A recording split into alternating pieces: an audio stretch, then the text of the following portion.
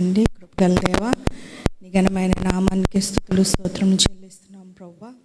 మరి ఒక లక్షవారం ప్రభువా నీ పాద సన్నిధికి చేరుటకు ప్రభువా నాయన, స్త్రీలమైన మేము నీ సన్నిధిలో కనపడటకు నాయన నువ్వు ఇచ్చిన కృపను బట్టి నీకు వందనాలయ్యా. నాయన అంత్య దినాల్లో అపాయకరమైన కాలంలో మేము ఉంటుండగా ప్రభువా నాయన, ప్రతి కీడు నుంచి ప్రతి దుష్టత్వం నుంచి మమ్మల్ని కాపాడుతున్నారు ప్రభువా, మమ్మల్ని సంరక్షిస్తున్నారు ప్రభువా. దినమెల్లియు ప్రభువా మా పని పాటల్లో మాకు తోడుగా ఉండి ప్రభువా నాయన నీ సన్నిధికి నడిపించుటకు నాయన మాకు శక్తిని ఇచ్చారు, కాళ్ళకు బలం ఇచ్చి ఉన్నారు ప్రభువా. మాకు ఆరోగ్యం ఇచ్చినందుకు నీకు వందనాలయ్యా, నీకు స్తోత్రం ప్రభువా. నాయన ప్రయాసంతో వచ్చి ఉండగా ప్రభువా నాయన నీ సన్నిధిలో కనబడాలనే ఆశతో నీ సన్నిధిలో మెచ్చి ఉండగా ప్రభువా నాయన, ఈ దినం ప్రభువా ప్రత్యేకంగా మా జీవితాల్లో ఉంచి మనం వేడుకొంచున్నాం ప్రభువా. నాయన ఉట్టుగా వచ్చి మేము వెళ్ళిపోకుండా లాగున ప్రభువా మా ఆత్మీయ జీవితంలో నాయన మరొక మెట్టు ప్రభువా నీ దగ్గరికి మేము చేరుటకు ప్రభువా నాయన మా కార్యం జరిగించి మనం వేడుకొంచున్నాం నాయన. నీ ఆత్మ కార్యం జరిగించి మనం వేడుకొంచున్నాం ప్రభువా. ఎక్కడ ఇద్దరు ముగ్గురు ఉంటారో వారి మధ్య సెలవిచ్చిన దేవుడు ప్రభువా మా మధ్యకి దిగిరమ్మని వేడుకొంచున్నాం ప్రభువా నాయన. నీ సన్నిధి నీ ప్రత్యక్షత నాయన మా మధ్య ఉంచమని వేడుకొంచున్నాం ప్రభువా నాయన. నాయన ఈ సాయంకాల సమయంలో ఆశ కలిగి ఉన్న ప్రాణాన్ని తృప్తిపరచమని వేడుకొంచున్నాం ప్రభువా నాయన. మీరు కనికరించమని వేడుకొంచున్నాం నాయన. ఇంకను రావాల్సిన నాయన మా సహోదరులందరి పరిస్థితులు సానుకూలపరచమని వేడుకొంచున్నాం ప్రభువా. ప్రతి అడ్డును ఆటంకాన్ని తొలగించి ప్రభువా నీ సన్నిధిలో కనబడాలని ఆశ కలిగిన ప్రతి స్త్రీని ప్రభువా త్వరపడి నాయన నీ సన్నిధికి నడిపించమని వేడుకొంచున్నాం ప్రభువా నాయన. నాయన ఇక్కడికి వచ్చిన ప్రతి వారి జీవితాలు నాయన మీరు కట్టమని వేడుకొంచున్నాం. వాక్యం ద్వారా మీరు నాయన మా జీవితాలతో మాట్లాడమని వేడుకొంచున్నాం, మా జీవితాలు సరిచేయమని వేడుకొంచున్నాం. ఈ వాక్యపు వెలుగులో ప్రభువా మా జీవితాలు సరిచేసుకుంటూ ప్రభువా నాయన నీ రూపులోకి చెక్కబడుటకు ప్రభువా మా సహాయం దయచేయమని వేడుకొంచున్నాం నాయన. నీకు లోబడే మనసు మాకు దయచేయమని వేడుకొంచున్నాం. నీ వాక్యాన్ని విలి వెళ్ళే వారం కాకుండా ప్రభువా నాయన దానికి విధేయత చూపిస్తూ ప్రభువా నాయన నీవు మాకు స్త్రీలుగా ఉంచిన గొప్ప బాధ్యతను, కుటుంబాలను కట్టే బాధ్యతను ప్రభువా నాయన అది నిర్వర్తించుటకు ప్రభువా నీ వాక్యం ద్వారా నాయన మమ్మల్ని అనుదినము చెక్కమని వేడుకొంచున్నాం ప్రభువా. కుటుంబాలకి దీవెనకరంగా ఉండుటకు మీ సహాయం దయచేయమని వేడుకొంచున్నాం ప్రభువా నాయన. కొన్ని ప్రార్థనలు నీ సన్నిధిలో నాయన సంఘంగా కూడి ఉండి చేయుటగా ప్రభువా ఆసక్తితో మొరపెట్టినప్పుడు నీ మందిరంలో నాయన నిజంగా మొరపెట్టినప్పుడు ప్రభువా నాయన మీరు ఆలకించే దేవుడు ప్రభువా. మీరు ఆలకించి నాయన అనేక సమయాల్లో అనేక పరిస్థితుల్లో నాయన నీ సన్నిధిలో మేము మొరపెట్టినప్పుడు నాయన మేము జయాలని చూసి ఉన్నాం ప్రభువా, మేము విడుదలను చూసి ఉన్నాం ప్రభువా, మేము అద్భుతములు చూసి నాయన సాక్ష్యాలు విని ఉండగా ప్రభువా ఈ సమయంలో కూడా ప్రభువా నీ నిమిత్తం ప్రభువా సంఘంగా నాయన కొన్ని ప్రాముఖ్యమైనవి నాయన మేము చేయించుండగా ప్రభువా నాయన మీరు నాయన తగిన సమయంలో ప్రభువా నీ చిత్తానుసారంగా నాయన జవాబు దయచేయమని ప్రభువా చిన్న ప్రార్థన యేసు పరిశుద్ధ నామములో అడిగి వేడుకొంచున్నాం తండ్రి, ఆమేన్. హల్లెలూయా. అందరూ సంతోషంగానే ఉన్నారనుకుంటున్నాను. సంతోషంగా ఉన్నారా? అయ్యో, మనం ఇంట్లో ఉండేటప్పుడు గట్టిగా మాట్లాడతాం కదా, పిల్లలతోని, భర్తతోని, ఇంట్లో పని చేసే వారితోని కదా కదా లక్ష్మి. చర్చ్కి వచ్చేసరికి కొంచెం వాయిస్ నెమ్మది అయిపోతుంది. దేవుడు అంటే యేసయ్య నిన్న నేడు నిరంతరము ఏకరీతిగా ఉన్నాడంటే యేసయ్య. మనం కూడా ఇంట్లోనే ఒకలాగే ఉండాలి,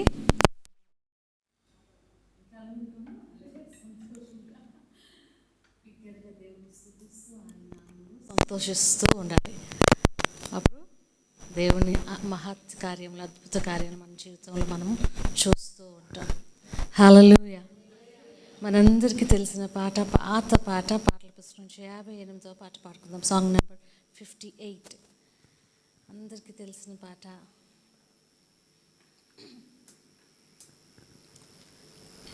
నా నూటన్ కృత పాట నా యేసు ఇచ్చెను, నా నోటన్ కృత పాట నా యేసు ఇచ్చెను. ఆనందించెదను ఆయననే పాడెదన్ జీవిత కాలమంతా.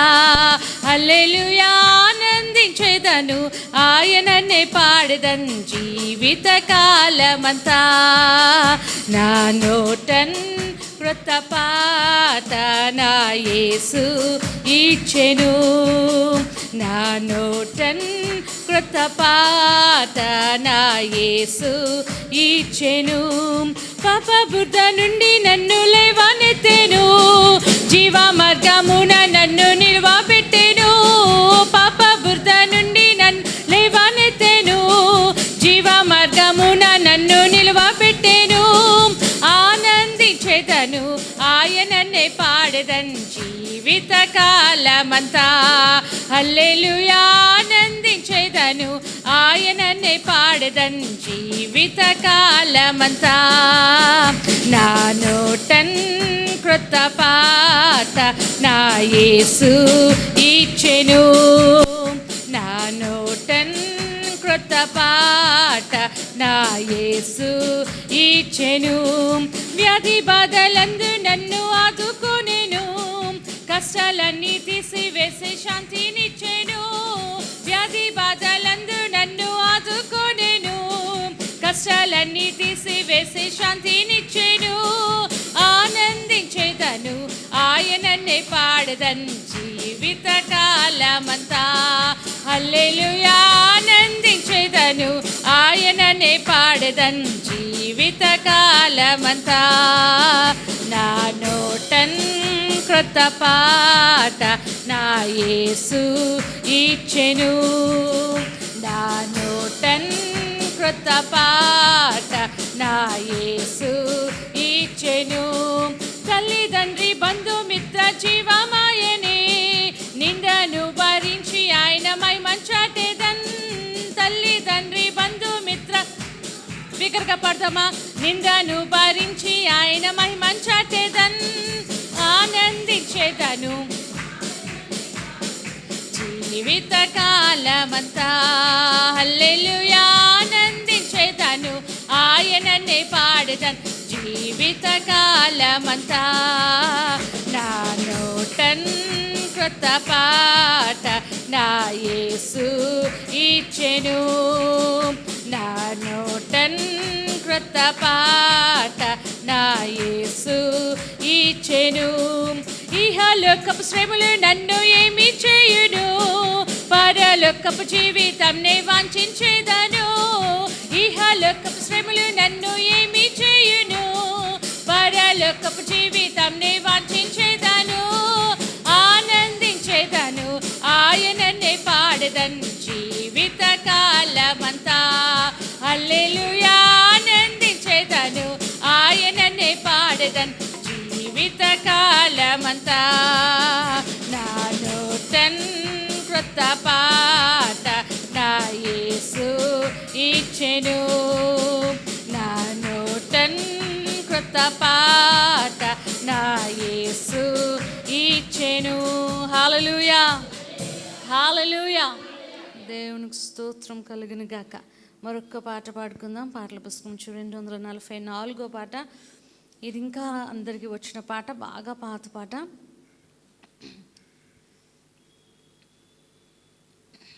పాటల పుస్తకాలు అవసరం లేదేమో అనుకుంటున్నాను. Song number 244. యెహోవా నా బలమా, యథార్థమైనది నీ మార్గం, పరిపూర్ణమైనది నీ మార్గం. యెహోవా నా శత్రువులు నన్ను చుట్టినను, నరకపు పాశములరికట్టినను.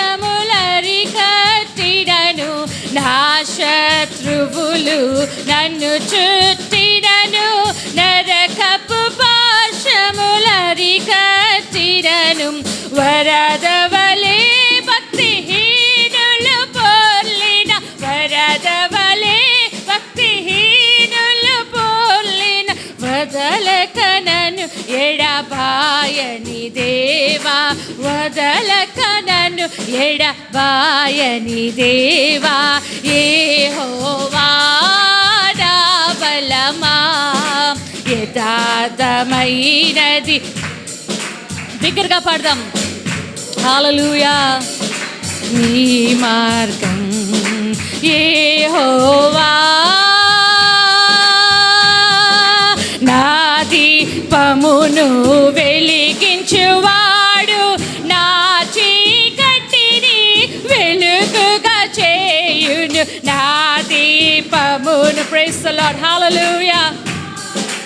నా చీకటిని వెలుగుగా చేయును, జలరాశుల నుండి బలమైన చేతితో, జలరాశుల నుండి బలమైన చేతితో వెలుపల చేర్చిన బలమైన దేవుడు, వెలుపల చేర్చిన బలమైన దేవుడు యెహోవా. హల్లెలూయా.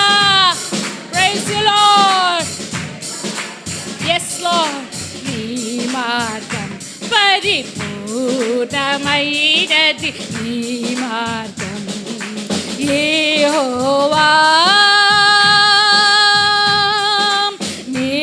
మేఘములపై ఆయన వచ్చును, మేఘములను తన మాటుగా చేయును, మేఘములపై, మేఘములను తన మాటుగా చేయును, ఉరుములు మెరుపులు మెండుగా చేసి, ఉరుములు మెరుపులు మెండుగా చేసి అపజయమిచ్చును అపవాదికిని, అపజయమిచ్చును అపవాదికిను, యెహోవా నా బలమా, యథార్థమైనది నీ మార్గం, పరిపూర్ణమైనది నీ మార్గం యెహోవా. యెహోవా జీవము గల దేవా, బహుగా స్తుతులకు అర్హుడవు నీవు, యెహోవా బిగ్గరగా స్తుతులకు అర్హుడవు నీవు, అన్యజనులలో ధన్యత చూపుచు, అన్యజనులలో ధన్యత చూపుచు, హల్లెలూయా స్తుతిగా, హల్లెలూయా స్తుతిగానము చేసేదా. బిగ్గరగా పాడదాం ఆయన నామం స్తుతిస్తూ. హల్లెలూయా. యథార్థమైనది నీ మార్గం, పరిపూర్ణమైనది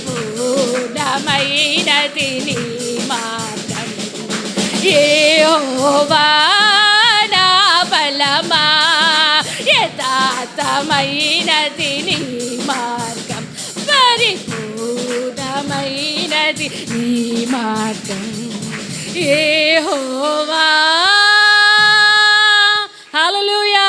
ప్రైజ్ ది లార్డ్. గ్రంథము 8వ అధ్యాయము, దావీదు రాసిన కీర్తనం, సామ్ 8 9 వచనంలో ఉన్నాయి. 1 నుంచి 9 మనం చదువుకుందాము.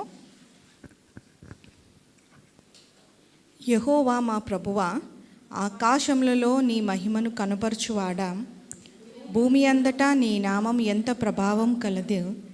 శత్రువులను పగ తీర్చుకొని వారికి మాన్పివేయుటకై నీ విరోధులను బట్టి బాలుర యొక్కయు చంటి పిల్లల యొక్కయు స్తుతుల మూలమున నీవు ఒక దుర్గమును స్థాపించి ఉన్నావు. నీ చేతి పని అయిన నీ ఆకాశములను నీవు కలుగజేసిన చంద్ర నక్షత్రములను నేను చూడగా, నీవు మనుషుని జ్ఞాపకం చేసుకుంటకు వాడేపాటివాడు, నీవు నరపుత్రుని దర్శించుటకు వాడేపాటివాడు. దేవుని కంటే వాణ్ణి కొంచెం తక్కువ వానిగా చేసి ఉన్నావు. మహిమా ప్రభావములతో వానికి కిరీటము ధరింపచేసి ఉన్నావు. నీ చేతి పనుల మీద వానికి అధికారం ఇచ్చి ఉన్నావు. గొర్రెలన్నిటినీ, ఎడ్లన్నిటినీ, అడవి మృగములను, ఆకాశ పక్షులను, సముద్ర మత్స్యములను, సముద్ర మార్గములలో సంచరించు వాటన్నిటినీ వాని పాదముల కింద నీవు ఉంచి ఉన్నావు. యెహోవా మా ప్రభువా, భూమి అందంతటా నీ నామం ఎంతో ప్రభావము కలది. ఎంత గొప్ప నామంని మనం అందరం కీర్తిద్దాము. ఆయన నామం అన్ని నామముల కంటే పైనామము కదా. ఆయన నామం ముందు ప్రతి మోకాలు వంగును. కాబట్టి డెబోరా సిస్టర్ ఉంచినట్లయితే మనము కొంతసేపు దేవుని ఆరాధిద్దాము. హల్లెలూయా, హల్లెలూయా, హల్లెలూయా, హల్లెలూయా, హల్లెలూయా, హల్లెలూయా. ఎక్కడైతే ఇద్దరు ముగ్గురు ఆయన నామం కూడుకుంటారో అక్కడ మర్చిపోతున్నట్టున్నారు, అక్కడ ఎవరుంటారు? ఆయన సన్నిధి, యేసయ్యే దిగొచ్చేస్తారంట అక్కడికి. ఆయన నామమును కూడుకుంటే చాలంట, అక్కడ యేసయ్య దిగొచ్చేస్తారంట. ఎవరు వచ్చారు, ఎవరు రాలేదు, పక్కనున్న చైర్ ఖాళీ ఉందా, నిండుందా, లేదంటే ఉన్నవారు ఎన్ని మంది ఉన్నామో, ఎక్కువ మంది ఉన్నామా, తక్కువ మంది ఉన్నామా, అది కాదు. కానీ నిన్ను యేసయ్య ఈ దినాన్ని దర్శిస్తున్నాడా లేదా? ఈ దినాన్ని యేసయ్య నిన్ను ముడుతున్నాడా లేదా? యేసయ్య ఈ దినాన్ని నన్ను ఆయన సన్నిధి, ఆయన ఆత్మ తాకిడి, ఆ స్పర్శను నేను అనుభవిస్తున్నానా లేదా అని ఈ దినాన్ని మనం చూసుకుందాం. దేవుడు మన జీవితంలో తల్లిదండ్రులు ఇస్తారు కదా. కుమార్తెకు ఎక్కువ రిలేషన్ ఎవరితో ఉంటుంది? మా జెన్నీని అడిగితే నీకు డాడీ ఇష్టమా మమ్మీ ఇష్టం అంటే డాడీ ఇష్టం అంటుంది. ఎందుకు? మమ్మీ ఇష్టం ఉందని కాదు, కానీ డాడీ అనగానే ఆ రిలేషన్, ఆ దగ్గరతనం, డాడీ మీద ఎక్కి కూర్చొని ఆడొచ్చు. మమ్మీ మీద అలాగే ఎక్కి కూర్చొని ఆడితే మళ్ళీ తిరిగి పని చేయలేము మనం. డాడీ మీద అయితే ఎక్కి కూర్చొని ఆడొచ్చు, ఫైటింగ్ చేయొచ్చు. నాకు తెలుసు, ఎందుకంటే నేను కుమార్తెనే, నాకు తండ్రి ఉన్నారు కనుక చిన్నప్పుడు మా డాడీతో చాలా ఫైటింగ్స్ చేసేదాన్ని. నిజంగా సరదాగా ఆడుకునేదాన్ని. మా డాడీతో ఆడుతూ ఆడుతూ మా డాడీ షర్ట్ కూడా ఒకసారి పాకెట్ పట్టుకొని గెలవడానికని, మా డాడీ చేతుల నుంచి గెలవడానికని మా డాడీ షర్ట్ పట్టుకొని కూడా ఒకసారి చింపేశాను. అలాంటి పనులు చాలా సరదాగా. తండ్రి కుమార్తెకి ఉన్న ఆ సంబంధం, ఆ దగ్గరతనం నాకు అనిపిస్తుంటుంది. దేవుడు అందుకే అవ్వమ్మని కూడా ఆయన చేతులతో చేసి ఉంటారు. దేవుడు కుమార్తెకు ఆ ప్రత్యేకత ఇచ్చి ఉన్నాడు, ఆ ఆధిక్యత ఇచ్చి ఉన్నాడు కదా. అందుకే దేవుడు తన చేతులతో ఎంత చక్కగా అవ్వంకి ఎంత సూదుముక్కు పెట్టుంటాడో కదా, కళ్ళు ఎంత చక్కగా చేసి ఉంటాడో. శిల్పానికి లేదా బొమ్మకి ఉన్న కళ్ళు లాంటి కళ్ళు పెట్టుంటాడేమో. ఆ కళ్ళు షేపు, ఆ ఐబ్రోస్ ఆయమ మళ్ళీ చెక్కించుకో అవసరం లేదేమో బ్యూటీ పార్లర్కి వెళ్ళి, అంత సన్నటి చక్కని ఐబ్రోస్ పెట్టుంటాడు. ఆ పెదవులు కూడా చక్కగా, ఆ పళ్ళు వరుస కూడా చక్కగా పెట్టుంటాడు కదా. అంత అందంగా సృష్టించినాడు దేవుడు కదా స్త్రీని. అంటే దేవుడు కుమార్తెను ఎంత చక్కగా ప్రేమిస్తున్నాడో, దగ్గరికి తీసుకుంటాడు. ఆయనతో ఆనందించవచ్చు, ఆయనతో ముచ్చట్లు చెప్పచ్చు. నీ హృదయంలో ఎక్కడున్నా ఎలాగున్నా చాలాసార్లు తప్పటడుగులు వేసేటప్పుడు తండ్రి తిరిగి మనల్ని పైకి లేవనెత్తుతాడు, తిరిగి దగ్గర చేర్చుకుంటాడు, గుండెల మీద కూర్చోబెట్టుకుని అలా కాదమ్మా ఇలాగమ్మా ఇలాగా అని బోధిస్తుంటాడు తండ్రి కుమార్తెకు కదా. అలాగా మన యేసయ్య కూడా, మనం ఎంతటి వయసున్న వారు ఉన్నా, ఇక్కడ చాలా పెద్దవారు ఉన్నా, యేసయ్యకి కుమార్తెలమే. ఇప్పుడు మా డాడీ నన్ను ఎత్తుకోలేకపోవచ్చు, కానీ యేసయ్య నన్ను ఎత్తుకోగలరు కదా. మా డాడీ ఆయన గుండెల మీద నన్ను కూర్చోబెట్టుకొని తీసుకెళ్ళలేరు, కానీ ఎక్కడికి నా యేసయ్య అయితే నన్ను తీసుకెళ్ళగలరు కదా. ఈ వారంలో మనం ఎక్కడైనా పడిపోయినా, దిగజారిపోయినా, కృంగిపోయినా, ఎవరైనా నిన్ను దుఃఖపెట్టినా, ఎవరైనా నిన్ను బాధ పెట్టినా, యేసయ్యా అని పిలిచి ఆయనతో నువ్వు చెప్పుకోవచ్చు. తండ్రి లేదంటే డాడీ, నాన్నగారు అని పిలిచి నీ హృదయంలో ఏమున్నా ఆయనకి ఈ సమయంలో నువ్వు చెప్పుకోవచ్చు. ఆయన ఒళ్ళో తల పెట్టుకొని చక్కగా ఊసలాడుకోవచ్చు కదా. తండ్రితో కుమార్తె అలాగే కూర్చొని ఎన్నో ఊసలాడుకుంటాను. నేను ఇప్పటికీ మా డాడీ దగ్గరికి వెళ్తే కూర్చొని, డాడీ ఇలాగా, డాడీ అలాగే, డాడీ వీళ్ళు వచ్చారు, డాడీ అదైంది, డాడీ వాళ్ళు నన్ను ఇలాగన్నారు డాడీ. ఇప్పటికీ నేను చెప్తాను మా డాడీకి, డాడీ నన్ను వాళ్ళు అన్నీ ఇలాగన్నారా డాడీ, మరి నువ్వేమన్నావు, నువ్వు ఇలా చెప్పాల్సింది కదా సమాధానం అని మా డాడీ నాకు సలహా ఇస్తూ ఉంటారు.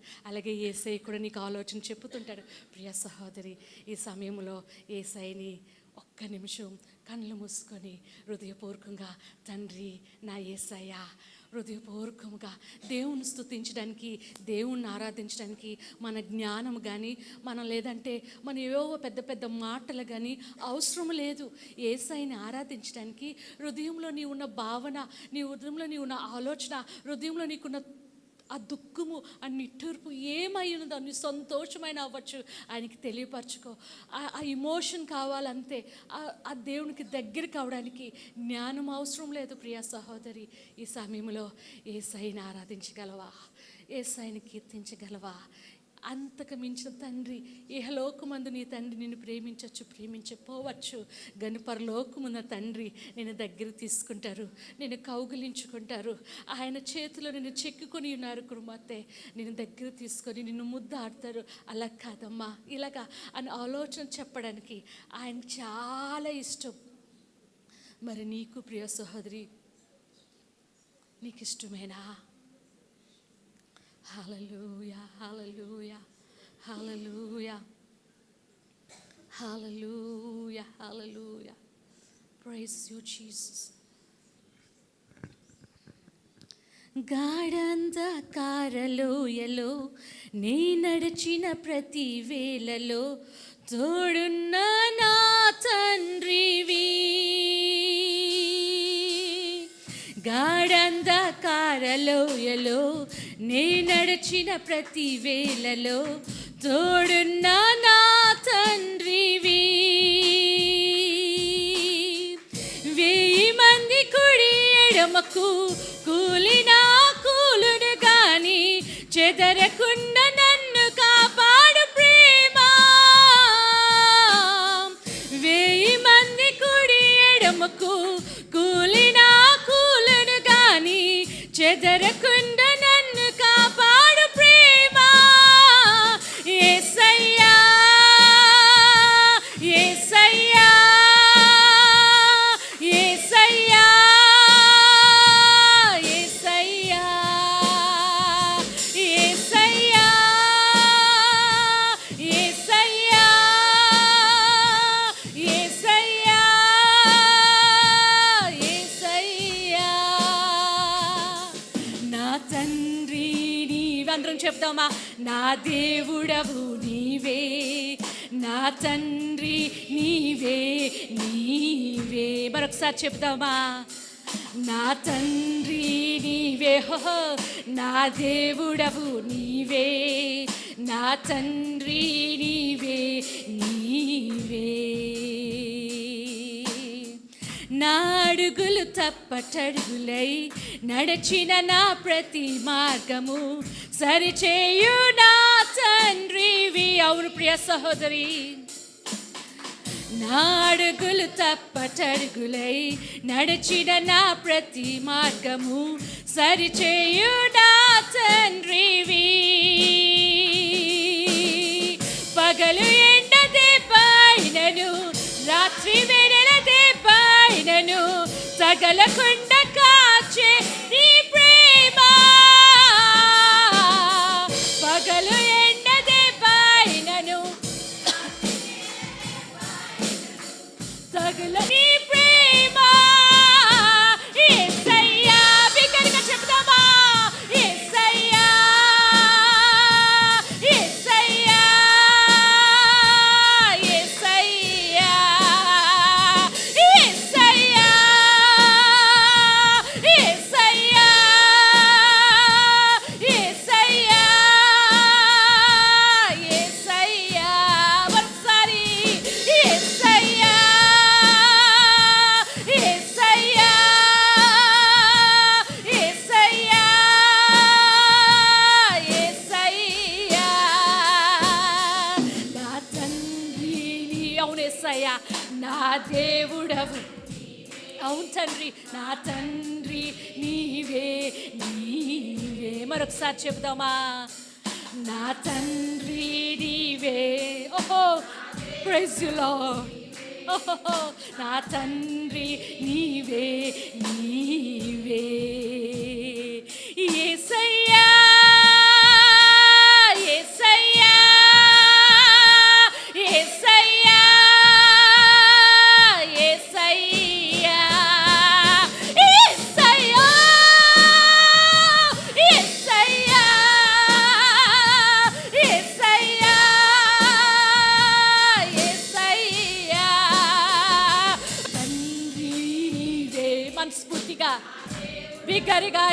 కూడా ఒప్పుకుంటూ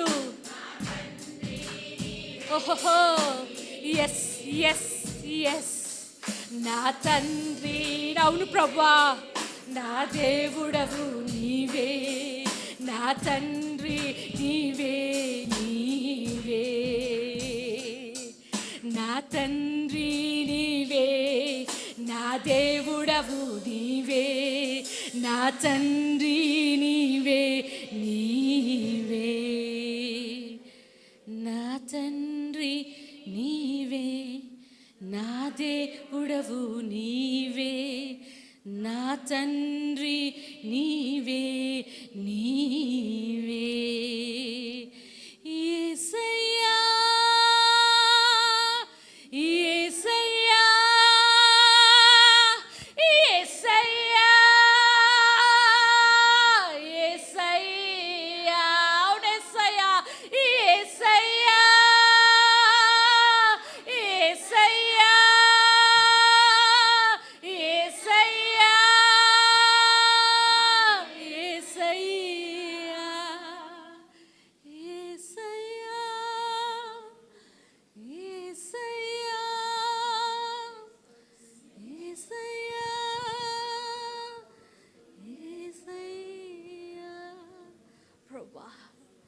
యేసయ్యా, నీ కుమార్తెగా ఉండడానికి ఇష్టపడుతున్నాను ప్రభువా, నీ కుమార్తెగా ఉండడానికి ఇష్టపడుతున్నాను ప్రభువా. ప్రియ సహోదరి, యేసయ్య కూడా నీకు తండ్రిగా ఉండడానికి ఇష్టపడుతున్నారు. నేను చేయి పట్టుకొని శిఖరముపై నిలుపడానికి నిన్ను ఆయన ఇష్టపడుతున్నారు. కౌగిటిలో హత్తుకొని నీ చింతలన్నీ బాపుటకు ఆయన ఇష్టపడుతున్నారు. నీ చేయి విడువడు ఎడబాయుడు, ఎన్నడు విడువడంట. ఎవరు కావాలి ఇంకా మనకి ఇంకెవరు కావాలి చెప్పండి? ఎవరు అవసరము, ఎవరు ప్రేమ కోసం వెతుకుతున్నాము, ఎవరు తోడు కోసం వెతుకుతున్నాము, ఎవరు నా మీద కనికరం చూపిస్తారని వెతుకుతున్నాము, ఎవరు నన్ను ఎక్కువ ప్రేమిస్తారని అనుకుంటున్నాము. యేసయ్య ప్రేమ కన్నా ఇంకెవరిది అవసరము? హల్లెలూయా హల్లెలూయా హల్లెలూయా. చేయి పట్టి నడుపును శిఖరముపై నిలుపుడు, చేయి పట్టి నడుపుడు శిఖరముపై నిలుపుడు, కన్న తల్లి చేర్చుడాట్లు నన్ను చేర్చుడా ప్రియుడు, కన్న తల్లి చేర్చుడాట్లు నన్ను చేర్చుడా ప్రియుడు, కౌగిటిలో హత్తుకొను నా చింతలన్ బాపుడు, కౌగిటిలో హత్తుకొను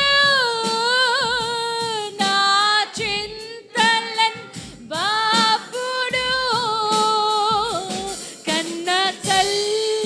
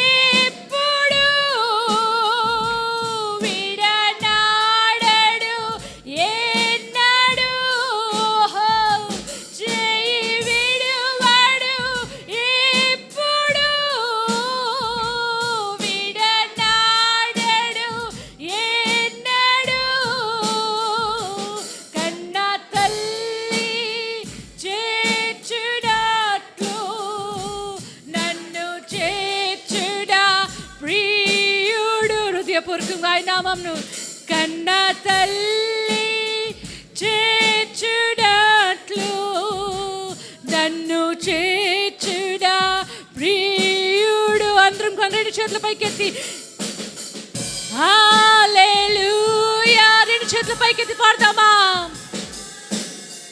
హల్లెలూయా హల్లెలూయా. ఓహో, praise you Lord, praise you Lord. Hallelujah. హృదయపూర్వకంగా ప్రియ సహోదరి, praise you Lord. Hallelujah hallelujah hallelujah hallelujah hallelujah. ఆయన బలమైన సన్నిధి మన మధ్యన ఉన్నది. హల్లెలూయా హల్లెలూయా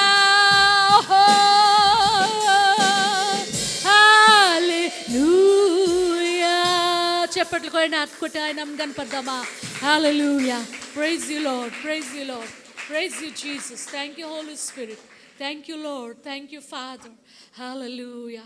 ప్రియా సహోదరి, దేవుడి సాయంకాల సమయంలో ఈ చెల్లని పూటలో దేవుడు ఈ ఆరాధన సమయంలో ఒక మాట నాకు ప్రేరేపణ కలగగా మీ అందరితో చెప్పడానికి ఇష్టపడుతున్నాను.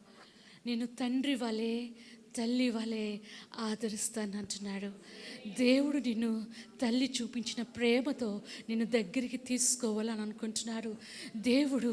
నిన్ను నీకు తండ్రి అయి నీకు ఆలోచన చెప్పి నీకు సలహా ఇచ్చి నువ్వు వెళుతున్న ప్రతి మార్గములో ఆయన నీకు తోడుగా ఉండడానికి ఇష్టపడుతున్నాడు దేవుడు. ప్రేరేపింపగా నేను ఈ మాట చెప్పుతున్నాను ప్రియ సహోదరులారా. దేవుడి నామమున, ఆయన నామములో, ఆయన కొరకు నమ్మకంగా బ్రతుకుదాం. ఈ ఆఖరి దినాల్లో, భయంకరమైన దినముల్లో, ఎలాగుంటుందో ఊహించలేని దినాల్లో ఉంటున్న మనము బలమైన వారముగా, నమ్మకమైన వారముగా, తల్లి తండ్రి అయిన ఆ యేసయ్య నీడలో ఉంటూ నమ్మకంగా, యథార్థంగా, పరిశుద్ధంగా బ్రతకడానికి ఇష్టపడదాం. ఎప్పుడైతే నువ్వు ఇష్టపడతావో, ఎప్పుడైతే నువ్వు దేవునికి నువ్వు అవకాశం ఇస్తావో, ఆయన నిన్ను ఆవరిస్తానంటున్నాడు, ఆయన నిన్ను ఉద్ధరిస్తానంటున్నాడు, ఆయన నిన్ను లేవనెత్తుతానంటున్నాడు. తిరిగి నువ్వు కోల్పోయినవన్నీ ఆయన తిరిగి ఇస్తానంటున్నాడు. తిరిగి నీ జీవితాన్ని కట్టడానికి ఇష్టపడుతున్నాడు యేసయ్య. నిన్ను బహుగా ఆశీర్వాదంగా ఉంచడానికి, నిన్ను ఆశీర్వదించాలని అనుకుంటున్నాడు ఆయన. ఈ సాయంకాల సమయంలో ఆయనకి మనల్ని మనం చెప్పుకుందాం, ఆయనకి మన జీవితాన్ని సమర్పించుకుందాం, ఆయనకి మనకు నమ్మకమైన వారంగా, ఆయనకి మనకు ఉన్న ఆ రిలేషన్ని పరిశుద్ధంగా ఉంచడానికి సిద్ధపడదాం. పరిశుద్ధుడా మా యేసయ్య, మీ కొందనాలు స్తోత్రాలు చెల్లించుకొచ్చున్నాం ప్రభువా. ఈ సమయంలో మీరు మాతో మాట్లాడినందుకు మీ కొందనాలు, మమ్మల్ని బలపరిచినందుకు మీ కొందనాలు. అవును యేసయ్య, ఈ లోకంలో మీరు ప్రేమించినట్లు మమ్మల్ని ఎవరు ప్రేమిస్తారు? మీకన్నా మమ్మల్ని ఎవరు ఎక్కువ మా కోసం ఆలోచిస్తారు ప్రభువా? మా కోసం ఆలోచన చెప్పడానికి, మా కోసము నాయన ఆ మంచి మార్గాన్ని సరళం చేయడానికి ఎవరున్నారు ప్రభువా? నాయన సంపూర్ణంగా, కంప్లీట్గా నాయన మా సమస్తం నీకు అప్పచెప్పుకుంటూ మీ మీద ఆనుకోవడానికి మేము సిద్ధపడుతున్నాం నాయన. మా కుమారుల మీద కానీ, మా కుమార్తెల మీద కానీ, మా బచ్చల మీద కానీ, మా బంధుమిత్రుల మీద కానీ, ఎవరి మీద కాదు ప్రభువా, మీ మీద మేము సంపూర్ణంగా ఆనుకోవడానికి సిద్ధపడుతున్నాం ప్రభువా. మీ మీద మేము సంపూర్ణంగా ఆనుకోవడానికి సిద్ధపడుతున్నాం ప్రభువా. నాయన, మీరు మాట ఇచ్చినట్లు మా తండ్రిగా, మా తల్లిగా ఉండి మీరు నడిపిస్తారని నాయన, మీరు స్వస్థపరుస్తారని ప్రభువా, మీరు మాకు తోడుగా ఉంటారని ప్రభువా, సర్వశక్తుడుగా ఉంటారని నాయన మేము నమ్ముచు మా చిన్న ఆరాధన మీరు అంగీకరించినందుకు మీ కృతజ్ఞతలు చెల్లించుకుంటూ నజరుడగు యేసుక్రీస్తు నామములో అడిగి వేడుకొంచున్నాను తండ్రి. ఆమేన్, ఆమేన్, ఆమేన్. దయచేసి కూర్చుందాం. ప్రేమ గల తండ్రి, కృపగల దేవా నాయన, ఎంతైనా నమ్మదగిన దేవుడు ప్రభువా, అద్భుతాలు ఆశ్చర్యకార్యములు చేయ దేవుడు ప్రభువా నాయన. నీవు దేవుడిగా కలిగిన జనులము, ప్రజలము నువ్వు పరిపాలించు నాయన. నువ్వు మేపు గొర్రెలమై ఉన్నావు ప్రభువా. నీ స్వరం వినాలని ఆశకొని ఉన్నప్పుడు నాయన, నీ సన్నిధికి చేరి వచ్చి ఉండగా ప్రభువా నాయన నన్ను మరుగుపరిచి ప్రభా మాకు అవసరమైన వాక్యాన్ని నాయన మీరు మాట్లాడమని వేడుకొంచున్నాం ప్రభా. మీరు మాట్లాడి మమ్మల్ని బ్రతికించి నాయన ఇది నాయన కార్యం జరిగించమని యేసు పరిశుద్ధ నామంలో అడిగి వేడుకొంచున్నాం తండ్రి, ఆమేన్. మత్తయి సువార్త 13వ అధ్యాయము. బైబిల్లోని అన్ని లేఖనాలు మనకి తెలిసే ఉన్నవి కాబట్టి జ్ఞాపకం చేసుకుందాం. చాలాసార్లు మర్చిపోతాం కాబట్టి జ్ఞాపకం చేసుకునే పనిలోనే ఉన్నాం. చూడండి, మత్తయి సువార్త 13వ అధ్యాయము 3వ మాట నుంచి చదువుతాను. ఆయన వారిని చూచి చాలా సంగతులను, మత్తయి సువార్త 13:3, చాలా సంగతులను ఉపమాన రీతిగా చెప్పాను. ఎట్లనగా, ఇదిగో విత్తువాడు విత్తుటకు బయలు వెళ్ళెను. వాడు విత్తుచుండగా కొన్ని విత్తనములు త్రోవ పక్క పడెను. పక్షులు వచ్చి వాటిని మృంగివేశను. కొన్ని చాలా మన్ను లేని రాతి నేలను పడెను. అక్కడ మన్ను లోతుగా ఉండనందున అవి వెంటనే మొలిచెను. కానీ సూర్యుడు ఉదయించినప్పుడు అవి మాడి వేరు లేనందున ఎండిపోయాను. అట్లాగా పేజ్ తిప్పుదాము.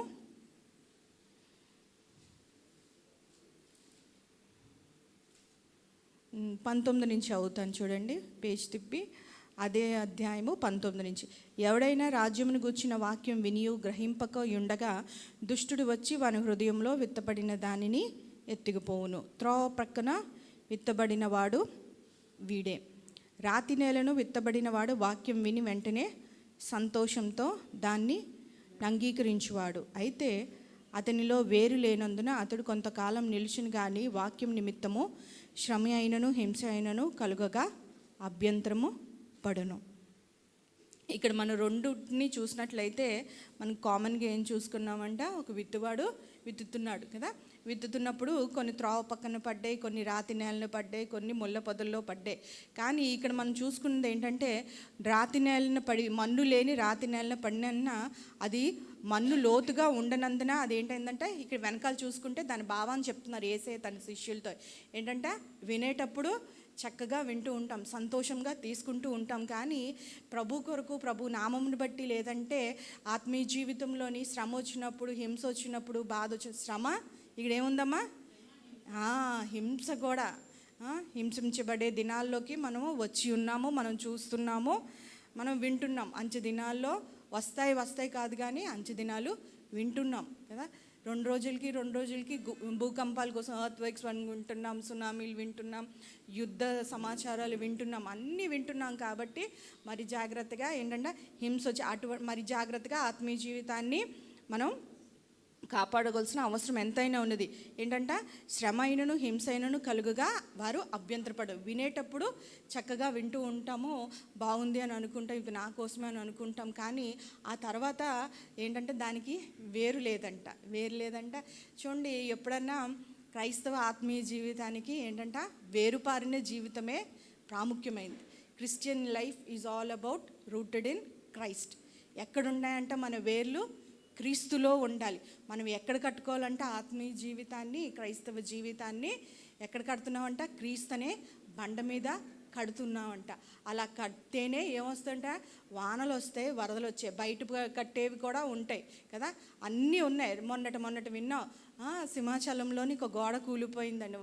వార్త ఏం విన్నాం ఏంటంటే, అది సరిగ్గా నాణ్యత లేని ఆ మెటీరియల్స్తో కట్టడం వలన ఏమైంది, పడిపోయింది. ఎప్పుడు దాని పాటు తెలిసింది, గాలి వచ్చింది, వాన వచ్చింది. రాత్రి ఆ నైట్ వర్షం వచ్చిందమ్మా, వీధురు గాలి వచ్చినప్పుడు, వర్షం వచ్చినప్పుడు మామూలుగా అయితే అది పడకపోను కదా. ఆ వర్షానికి, ఆ గాలికి దాని పాట ఎప్పుడు తెలిసింది అంటే, దానికి దాని సత్తా ఎప్పుడు తెలిసిందంటే అప్పుడు కదా.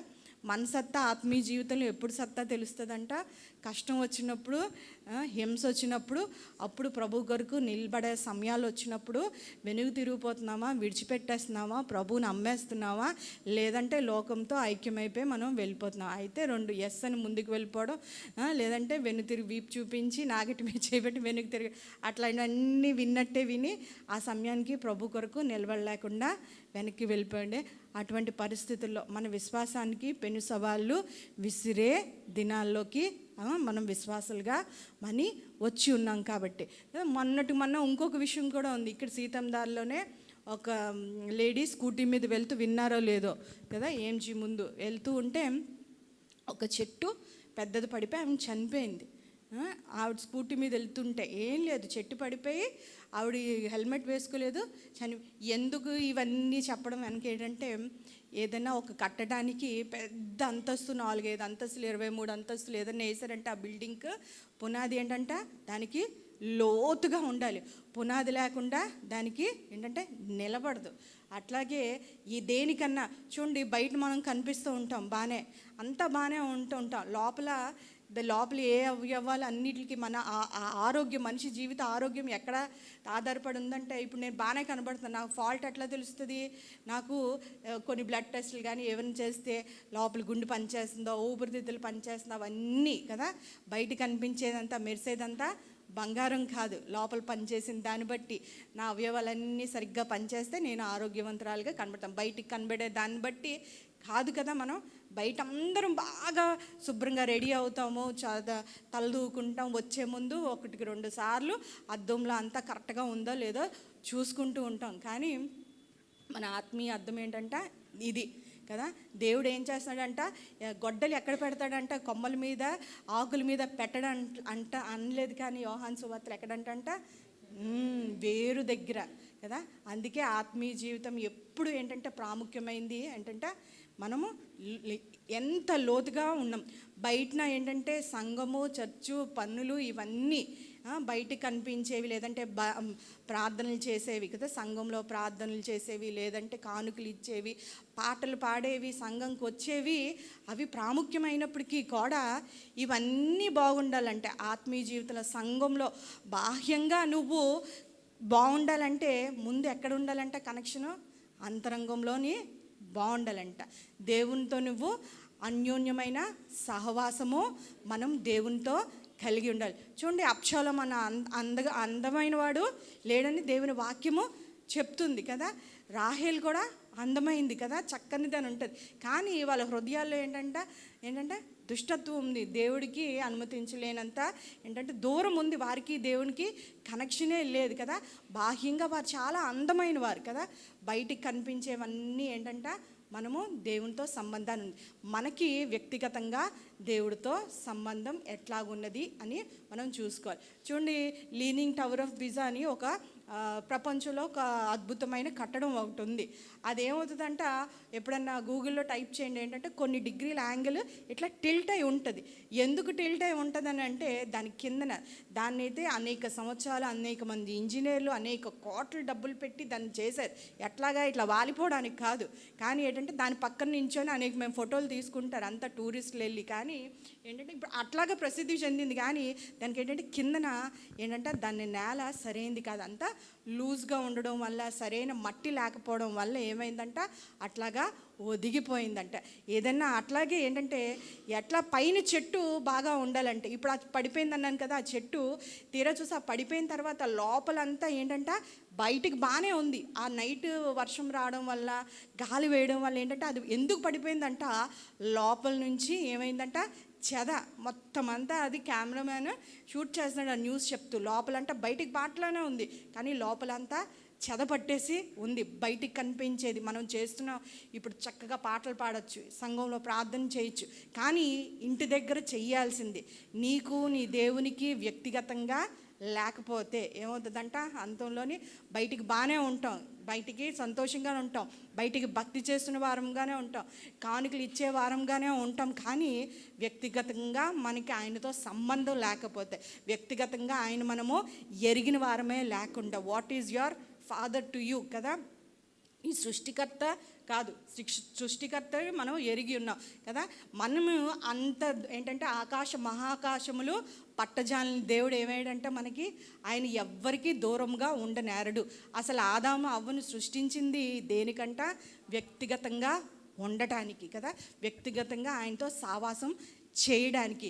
ఇప్పుడు మనకి ఏమైందంటే మనం చూడొచ్చు, పాతకాలము భక్తులందరూ అబ్రహాం కానీ, స్నేహితుడు కానీ, దావీదు కానీ, హృదయానుసారుడైన దావీదు కానీ అందరూ కూడా ఏంటంటే నా దేవా నా దేవా అని ప్రార్థన చేసిన వారే, కానీ ఎవరు నా తండ్రి అని లేరు కదా. మన పరలోకం ప్రార్థన దేంతో సాగుతా, పరలోకం ఉందన్న నా తండ్రి అని అంటుంది. అంటే నువ్వు అంటే ఆయన తీర్పరిగా సృష్టికర్తగా ఉన్న దేవుడు వ్యక్తిగతంగా కదా మనకి ప్రార్థనలో సహవాసం అంటే ఇంట్లో కదా మన ప్రార్థనా జీవితంలో వాక్యంతో ఎంత ఎక్కువైతే మనం దేవునితో ఇక్కడదంతా వదిలేయండి, ఇక్కడదంతా కాదు, ఇదంతా కాదు కదా, ఇది బాగుండాలంటే ఎక్కడ అసలు మొదటి కనెక్షన్ ఎక్కడ ఉండాలి? దేవుడితో ఇంట్లో చెయ్యాలి కదా.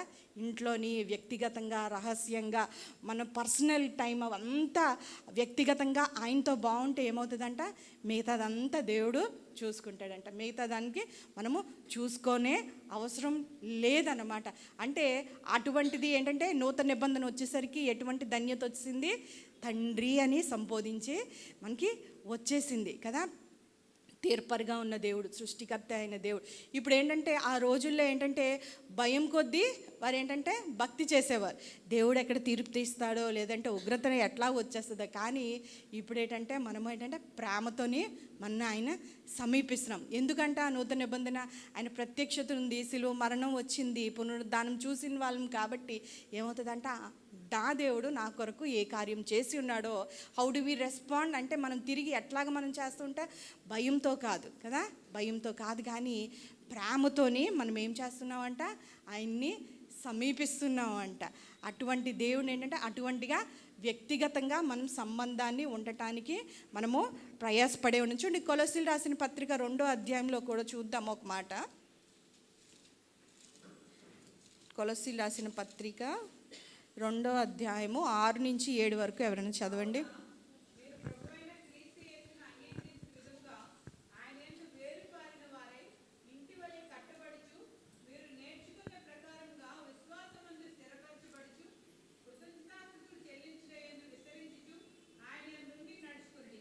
అంటే చూడండి ఇక్కడ ఏమంటాం, కొలొస్సీలు రాసిన పత్రికలో ఆత్మీయ జీవితంలోనే ఏంటంట వేరుపారి ఉండాలంట. క్రీస్తును అంగీకరించిన విధంగా ఆయన యందు ఎట్లా ఉండాలంట, నువ్వు ఎదుగుతున్నావు, మనము ఆత్మీయ జీవితంలో ముందుకు వెళ్తున్నామంటే దానికి సూచన ఏంటంట, దేవునిలో మనం వేరుపారైన వారు ఉండాలంట. మనము ఆత్మ సంబంధమైన గృహముల వలె మనము పేతురు అంటుండే మనము కట్టబడుచున్నాము, ఇంటి వలె కట్టబడుచు మీరు నేర్చుకున్న ప్రకారము విశ్వాసమందు కదా స్థిరపడాలి. విశ్వాసంలోని స్థిరపరచబడి ఉండాలంట. కృతజ్ఞతాస్తుతులు చెల్లించుట యందు విస్తరించుతూ ఉండాలంట. ఆయన యందు నడుచుకొని అంట.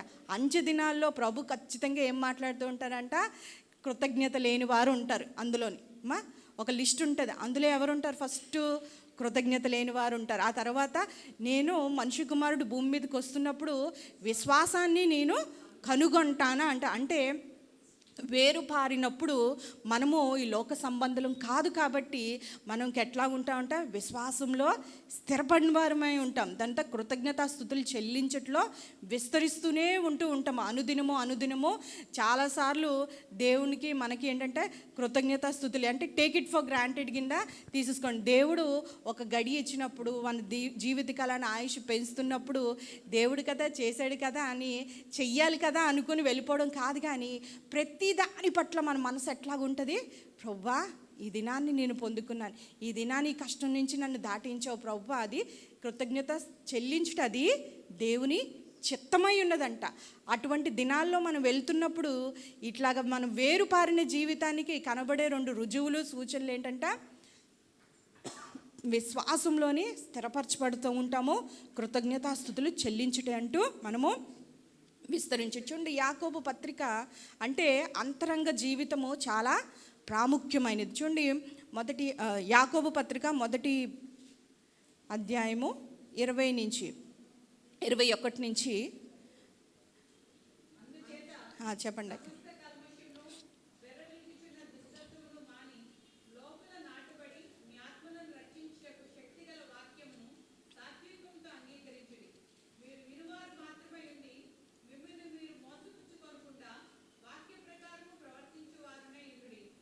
చాలక్క అంటే ఇక్కడ చూసారా యాకోబు భక్తుడు ఏమంటున్నాడంట, సమస్త కల్మషమును విర్రవీగుచున్న దుష్టత్వమును మాని ఎక్కడ నాటబడాలమ్మా?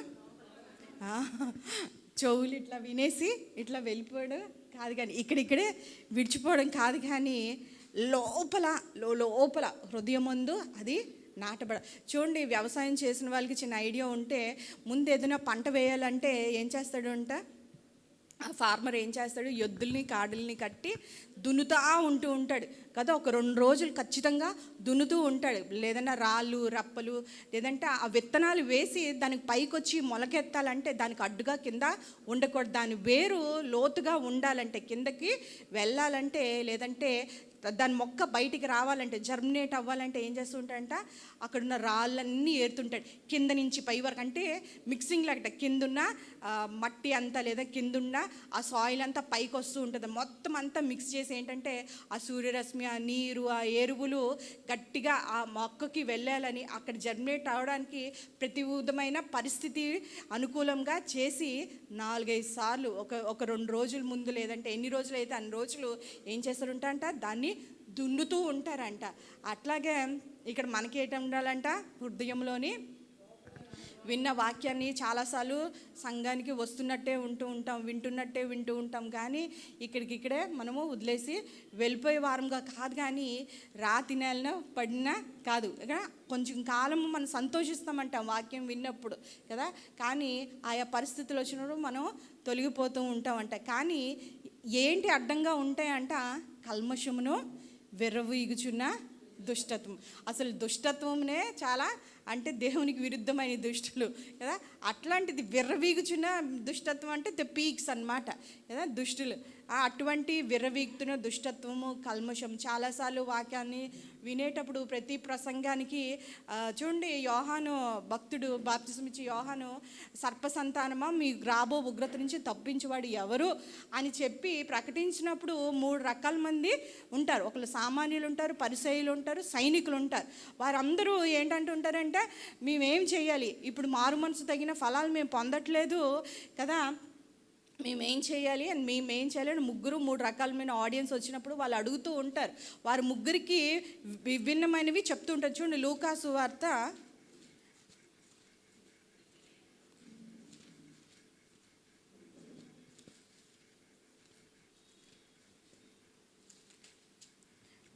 వార్త 3వ అధ్యాయము 10వ మాట చదువుతాను చూడండి.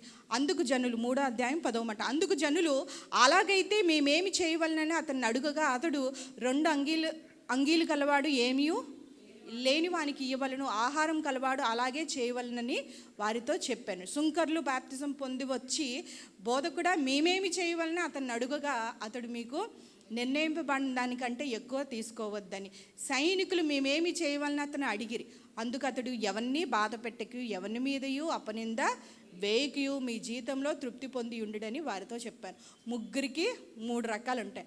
విన్న ప్రతిసారి అందరి పరిస్థితులు, అందరి ఆత్మీయ జీవితము ఒకలా ఉండదు. కాబట్టి ప్రతిసారి మనం వాక్యం విన్నప్పుడల్లా, బోధకుడు చెప్పినప్పుడల్లా, దేవుని వాక్యము మనం ఒక్కరుగా కూర్చొని, వ్యక్తిగతంగా కూర్చొని మనం చదువుకున్నప్పుడు, పరిశుద్ధాత్ముడు మనతో మాట్లాడినప్పుడు ఒప్పింపు చేయనట్టు మనము ప్రశ్న వేసుకుంటే దానికి ఉన్న ఆత్మీయ ఫలితాలు చాలానే ఉంటాయి కదా. ఆత్మీయంగా ఎన్నో అనేకమైన మేళ్ళు ఉంటాయి. ఆత్మీయ జీవితంలో మనము ఒక అడుగు దేవునితో ముందుకి సాగగలం. ఇక్కడ ఏమని అడుగుతున్నారంటే, వాట్ ఈజ్ నెక్స్ట్? ఇంతవరకు ఇప్పుడు వాక్యం విన్నాను, ఎవరైనా సరే కదా, ఇంతవరకు ఈ ప్రసంగాన్ని విన్నాను, ఇంతవరకు నా జీవితాన్ని ఇట్లాగుంది, ఎట్లా మాట్లాడాను, ఇట్లాగా చూస్తున్నాను, ఇట్లా గడుపుతున్నాను, నా జీవితం ఇట్లా ఉంది, నా క్రియలు ఇట్లాగున్నాయి, వాట్ ఈజ్ నెక్స్ట్ కదా.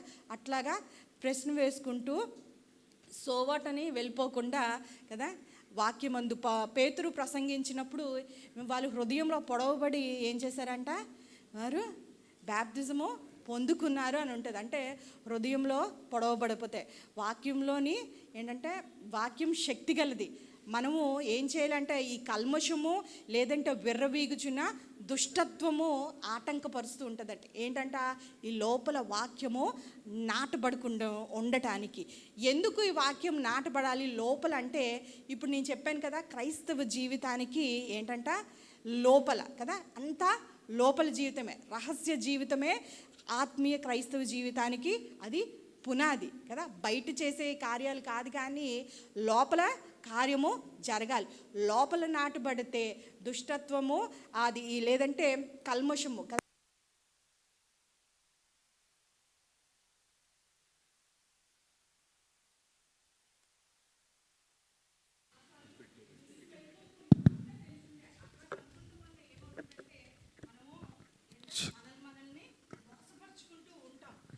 నుంచి నేను వింటున్నాను, చేస్తున్నాను కదా.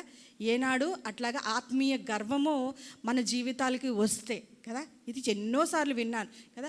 వాక్యం విన్న ప్రతిసారి దేవుడు మనతో మాట్లాడడానికి సిద్ధంగా ఉన్నాడనే మనం గ్రహించాలి కదా. వాక్యం విన్న ప్రతిసారి దేవుడు ఖచ్చితంగా నాతో మాట్లాడడానికి సిద్ధంగా ఉన్నాడు, కానీ వినడానికి సిద్ధంగా మనము ఉండాలి. కాబట్టి ఏంటంటే ఇక్కడ ఏమి చేయాలని మనము దేవుని మనం ప్రశ్నించుకొని మనము ముందుకు వెళ్ళాలంట. ఆత్మీయ గర్వము మనల్ని దేవుని దగ్గరికి రాకుండా చేస్తుంటుంది. అందుకే ఏముందంట, సాత్వికముతో దాన్ని ఒకసారి చదవండి చూడండి ఆ మాట. ఎట్లాగ అంగీకరించాలంట? సాత్వికంతో, సాత్వికంతో కదా. విరిగి నలిగిన మనసు కలిగిన వారికే అది సాధ్యమవుతుందంట. ఆ గర్వం ఉన్నప్పటికీ నాకు అంతా తెలుసు అనుకున్నప్పుడు ఆ వాక్యం మన జీవితాల్లో పనిచేయడం కాదు, కానీ అది నాటబడదు. అది ఫలించాలంటే 100ంతలు 10ంతలు 60ంతలు అది ఫలించాలంటే ముందు ఏం చేయాలంట, ఈ లేయర్స్ అన్నీ మనం తీసేయాలి. చాలాసార్లు మనం బయటికి కనిపించేది మనం కాదు, బయటికి కనిపించేది అసలైన మనుషులం కాదు. ఇతరులు చూసేది that is not what we are ఒరిజినల్గా. మనము అది కాదు. కొంత మటుకు మనం ఏది చూపించాలనుకుంటున్నామో, ఇతరులకి ఏది కనపరచాలనుకుంటున్నామో అది మాత్రమే మనము ఇతరులకి చూపిస్తాం. ఎందుకంటే వాళ్ళ ఎదుట మనము తక్కువ వారు, లేదంటే వాళ్ళ ఎదుట మనం కించపరచాలి, లేదంటే మన పేరుని కాపాడుకోవడానికి, లేదంటే ఇతరుల ముందు మనం మంచిగా ఉండాలనుకుంటున్నాం. కాబట్టి కొంతవరకే తెలుస్తుంది కదా. కొంతవరకు ఏంటంటే మనకు తెలియంది కూడా చాలామంది చూడండి, అదొక రకమైతే మనకు తెలియని విషయాలు కూడా కొంతమంది చెప్తూ ఉంటారు. నువ్వు ఇది బాగా చేయగలవు, ఇది బాగా మాట్లాడగలవు అని అదొక యాంగిల్ కొంతమందికి కదా. మనకు తెలియదు, మన బలహీనతలు తెలియవు, మన స్ట్రెంగ్స్ కొన్ని తెలియవు. అది ఇతరులు మనలో గమనించి అది మనకి చెప్తూ ఉంటారు. అదొక రకం. అంటే మనకి తెలిసింది కొంత ఉంటుంది కదా, ఇతరులకి తెలియంది, ఎవ్వరికీ తెలియనివి మనకు తెలుసు. వాట్ వీఆర్ అనేది అది మనకు తెలుసు కదా. కనిపించేది కొంత, ఇతరులకి కనిపించేది కొంత, మనం దాచుకునేది కొంత. అవన్నీ 3 యాంగిల్స్ ఉంటే ఏ రహస్యము లేకుండా సంపూర్ణంగా పరిశీలించేవాడు, హృదయాంతరంగంలో పరిశీలించేవాడు దేవుడు. ఇన్ని కవర్స్లో ఉంటాం. రాతి నేల అంటే ఏంటంటే ఇవన్నీ ఉన్నాయి కదా, రాతి నేలలో లేయర్స్, ఇవన్నీ దాటుకొని ఏంటంట కిందకి వెళ్తేనే కదా మనం కల్మషము, దుష్టత్వం ఏంటంటే కొంత చూపిస్తాం. అసూయ, ద్వేషము, ఇవన్నీ శరీర కార్యాలన్నీ ఏంటంటే మనని దేవునికి దూరం చేస్తాయి. కానీ ఈ వాక్యం ఏంటంటే చూడండి, హెబ్రీలు రాసిన పత్రికలో వాక్యం కొరకు ఏమని రాసి ఉంటుందంట, ప్రాణాత్మ కీళ్లను మూలుగునను విభజింత మట్టుకు దూర్చు కదా, హృదయం యొక్క తలంపులను ఆలోచనలు, ఆలోచన తలంపుల్ని కూడా ఏంటంటే మనం మాట్లాడేదానికి బయట ఒకటి మాట్లాడతాం, లోపల ఉద్దేశం వేరుంటుంది. అవునా కదా. తలంపులని అది ఎవరు విభజించగలరు అంటే దేవుని వాక్యం విభజిస్తుంది. ఇది కరెక్టు, ఇది తప్పు, ఇది ఇట్లా చేయకూడదు, ఇది పాపము అని ఆ ఉద్దేశంలో బయటికి మాట్లాడేదంతా వారి హృదయంలోంచి వచ్చిన మాటలు కాదు కదా. అట్లాగా దాన్ని అవకాశం ఇవ్వాలి. దేవుని వాక్యానికి ఏం చేయాలంట, ఈ రాతి నేలంతటినీ కదా అట్లాగా వెళ్ళి దానికి అవకాశం ఇచ్చినట్లయితే, హృదయాన్ని తెరవబడితే, మన చెవులు తెరబడితే, దాన్ని అంగీకరించడానికి, దాన్ని విధేయత చూపించడానికి మనం ఇష్టపడినట్లయితే అప్పుడు ఈ లేయర్స్ అన్నీ దాటుకొని, ఈ అడ్డులన్నీ దాటుకొని ఈ వాక్యము మన హృదయంలో ఏంటంటే నాటబడిన వాక్యము మన జీవితాలకి ఏం చేస్తుందంట, అది అప్పుడు మనం హింస వచ్చినా, శ్రమ వచ్చినా, మన కష్టం వచ్చినా దేవుని వెనుక తిరిగిపోకుండా, ఇతరుల వలె కాకుండా, లోకుల వలె కాకుండా, బెంబేలెత్తిపోకుండా, కలవరపడిపోకుండా, పిరికివారం అయిపోకుండా ఏం చేస్తుందంటే ప్రభు కొరకు నిలబడటానికి, మన విశ్వాస పోరాటాన్ని మనం ముందుకు సాగడానికి. ఎందుకంటే ఈ లోకము మనది కాదు, ఇది ఈ ఆత్మీయ పోరాటం. మనం పోరాడుతుందండి శరీరాలతో కాదు కానీ కదండి. అటువంటి ఆత్మీయ పోరాటము, మన యుద్ధోపకరణాలు కూడా ఆత్మ సంబంధమైనవి కాబట్టి ఎట్లా పోరాడాలి, మనం ఇరుకు మార్గంలో పోతాం. అరణ్యమందు ఈ లోకము అరణ్యం వంటిది కాబట్టి ఏం చేయాలంట, బహు జాగ్రత్తగా మన ఆత్మీయ జీవితాల్ని కాపాడుకుంటూ ఉండాలి. అట్లా కాపాడుకోవాలంటే ముందు మన వ్యక్తిగత జీవితము మనకి ఉండాలంట. ఒక పౌల్ని ఏమంటాడంట, నా కొరకు దేవుడు ఎంత పర్సనల్గా అనుకుంటాడంట. ఇప్పుడు చూడండి, ఒక క్లాస్లో ఒక టీచర్ పిలిచారు అనుకోండి, సిట్ స్టాండ్ అన్నారు అనుకోండి, అందరూ నించోాలి కదా. స్టాండ్ అంటే అందరు నించోాలి, సిట్ అంటే అందరు కూర్చోాలి. కానీ ఒక పేరు పిలిచి పుస్తకం తెమ్మని కరెక్ట్ చేయడానికంటే ఒకళ్ళు వెళ్ళాలి. దేవుడు అట్లాగా ముందు స్కూల్లో జాయిన్ అవ్వాలంటే ముందేం చేయాలి, వారి పేరు స్కూల్లో నమోదు చేయబడాలి. అంటే వ్యక్తిగతంగా మనకి ఒక రిలేషన్ ఉండాలి. మనం రక్షణ పొందుకున్నప్పుడు దేవుడితో ఏంటంటే ఒక సంబంధము ఏర్పడింది సంఘంలో, అవునమ్మా. ఆ తర్వాత సంఘంలో బాహాటంగా ఈ సంఘంలో జేఎస్ఎంలో మనం జాయిన్ అవ్వడానికి, ఈ సంఘంలో మన శరీరంగా ఉన్న సంఘంలో మరలా కలిసామంటే ఏమవుతుంది, ముందు వ్యక్తిగతంగా ప్రభువున సొంత రక్షకుడు అని మనము నోటితో ఒప్పుకున్నాం, ఒక సంబంధం వచ్చింది. ఇప్పుడు ఈ సంబంధం ఏమవ్వాలంట, ఏంటంటే ఇంకా రిలేషన్ ఎక్కువ అవ్వాలి. అది ఎప్పుడు ఎక్కువ అవుతుంది అంటే వ్యక్తిగతంగా దేవుడితో ఇంకా నువ్వేంటంటే సహవాసం చేసినప్పుడే కదా. నువ్వు ఒంటరిగా ఉన్నప్పుడు, ఇంట్లో ఉన్నప్పుడు మనం సహవాసం దేవునితో చేస్తూ ఉన్నప్పుడు దేవుడు నీకేమవుతాడంట, నీకు తండ్రి వలె అవడానికి ఇష్టంగా ఉన్నాడు. చూడండి, ఇంకొక మాట మనం చూసుకుందాము. అంటే వినడం మంచిదే, కానీ వినువారమే మనము ఉండకుండా ఇంకా ఏంటంట, మనము మత్తయి సువార్త 7:21 చూద్దాము. 7:21.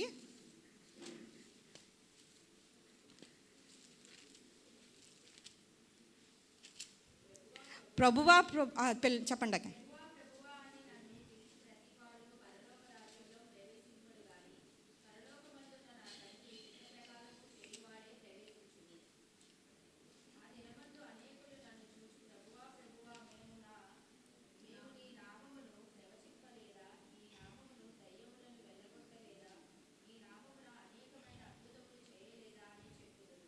చాలమ్మా. ఇక్కడ ఏముందంటే చూసారే, ఇక్కడ కొంతమంది వచ్చినప్పుడు ఏంటంట, ప్రభువా ప్రభువా అని పిలుస్తున్నారు, కానీ పరలోక రాజ్యంలో ప్రవేశించడు. పిలుచు ప్రతివాడు కదా. ఇక్కడ ఏం చేస్తున్నారంట, వారు దేవుని నామాన్ని ఉచ్చరిస్తున్నారు, దేవుని నామాన్ని తెలిసిన వారు దేవుని పేరిట ఏంటంట అనేకమైన అద్భుతాలు చేశారు. నీ నామమున ప్రవచింపలేదా, నీ నామములో దెయ్యములు వెళ్ళగుట. అద్భుతాలు చేసిన వారే వీరందరూ. కానీ ఏం చెప్తున్నాడంటే ఇక్కడ యేసయ్య, పరలోక రాజ్యంకి వీరెవ్వరూ వారసులు కారు. ఎందుకు కారు అని అంటే వారికి తెలుసు, వారి దేవుడికి వారి స్థితులు, వారి స్థితిగతులు, వారి పరిస్థితులు అన్నీ తెలుసు. కానీ ఏం తెలియదంట దేవుడికి, వారితో సన్నిహితంగా ఉండడం, వారితో వ్యక్తిగతమైన సంబంధము లేదు. అందుకే అంటే వారిని నీ నామను అనేకం అద్భుతములు చేయలేదా అని చెప్పుదురు, అప్పుడు నేను మిమ్మను ఎన్నడును.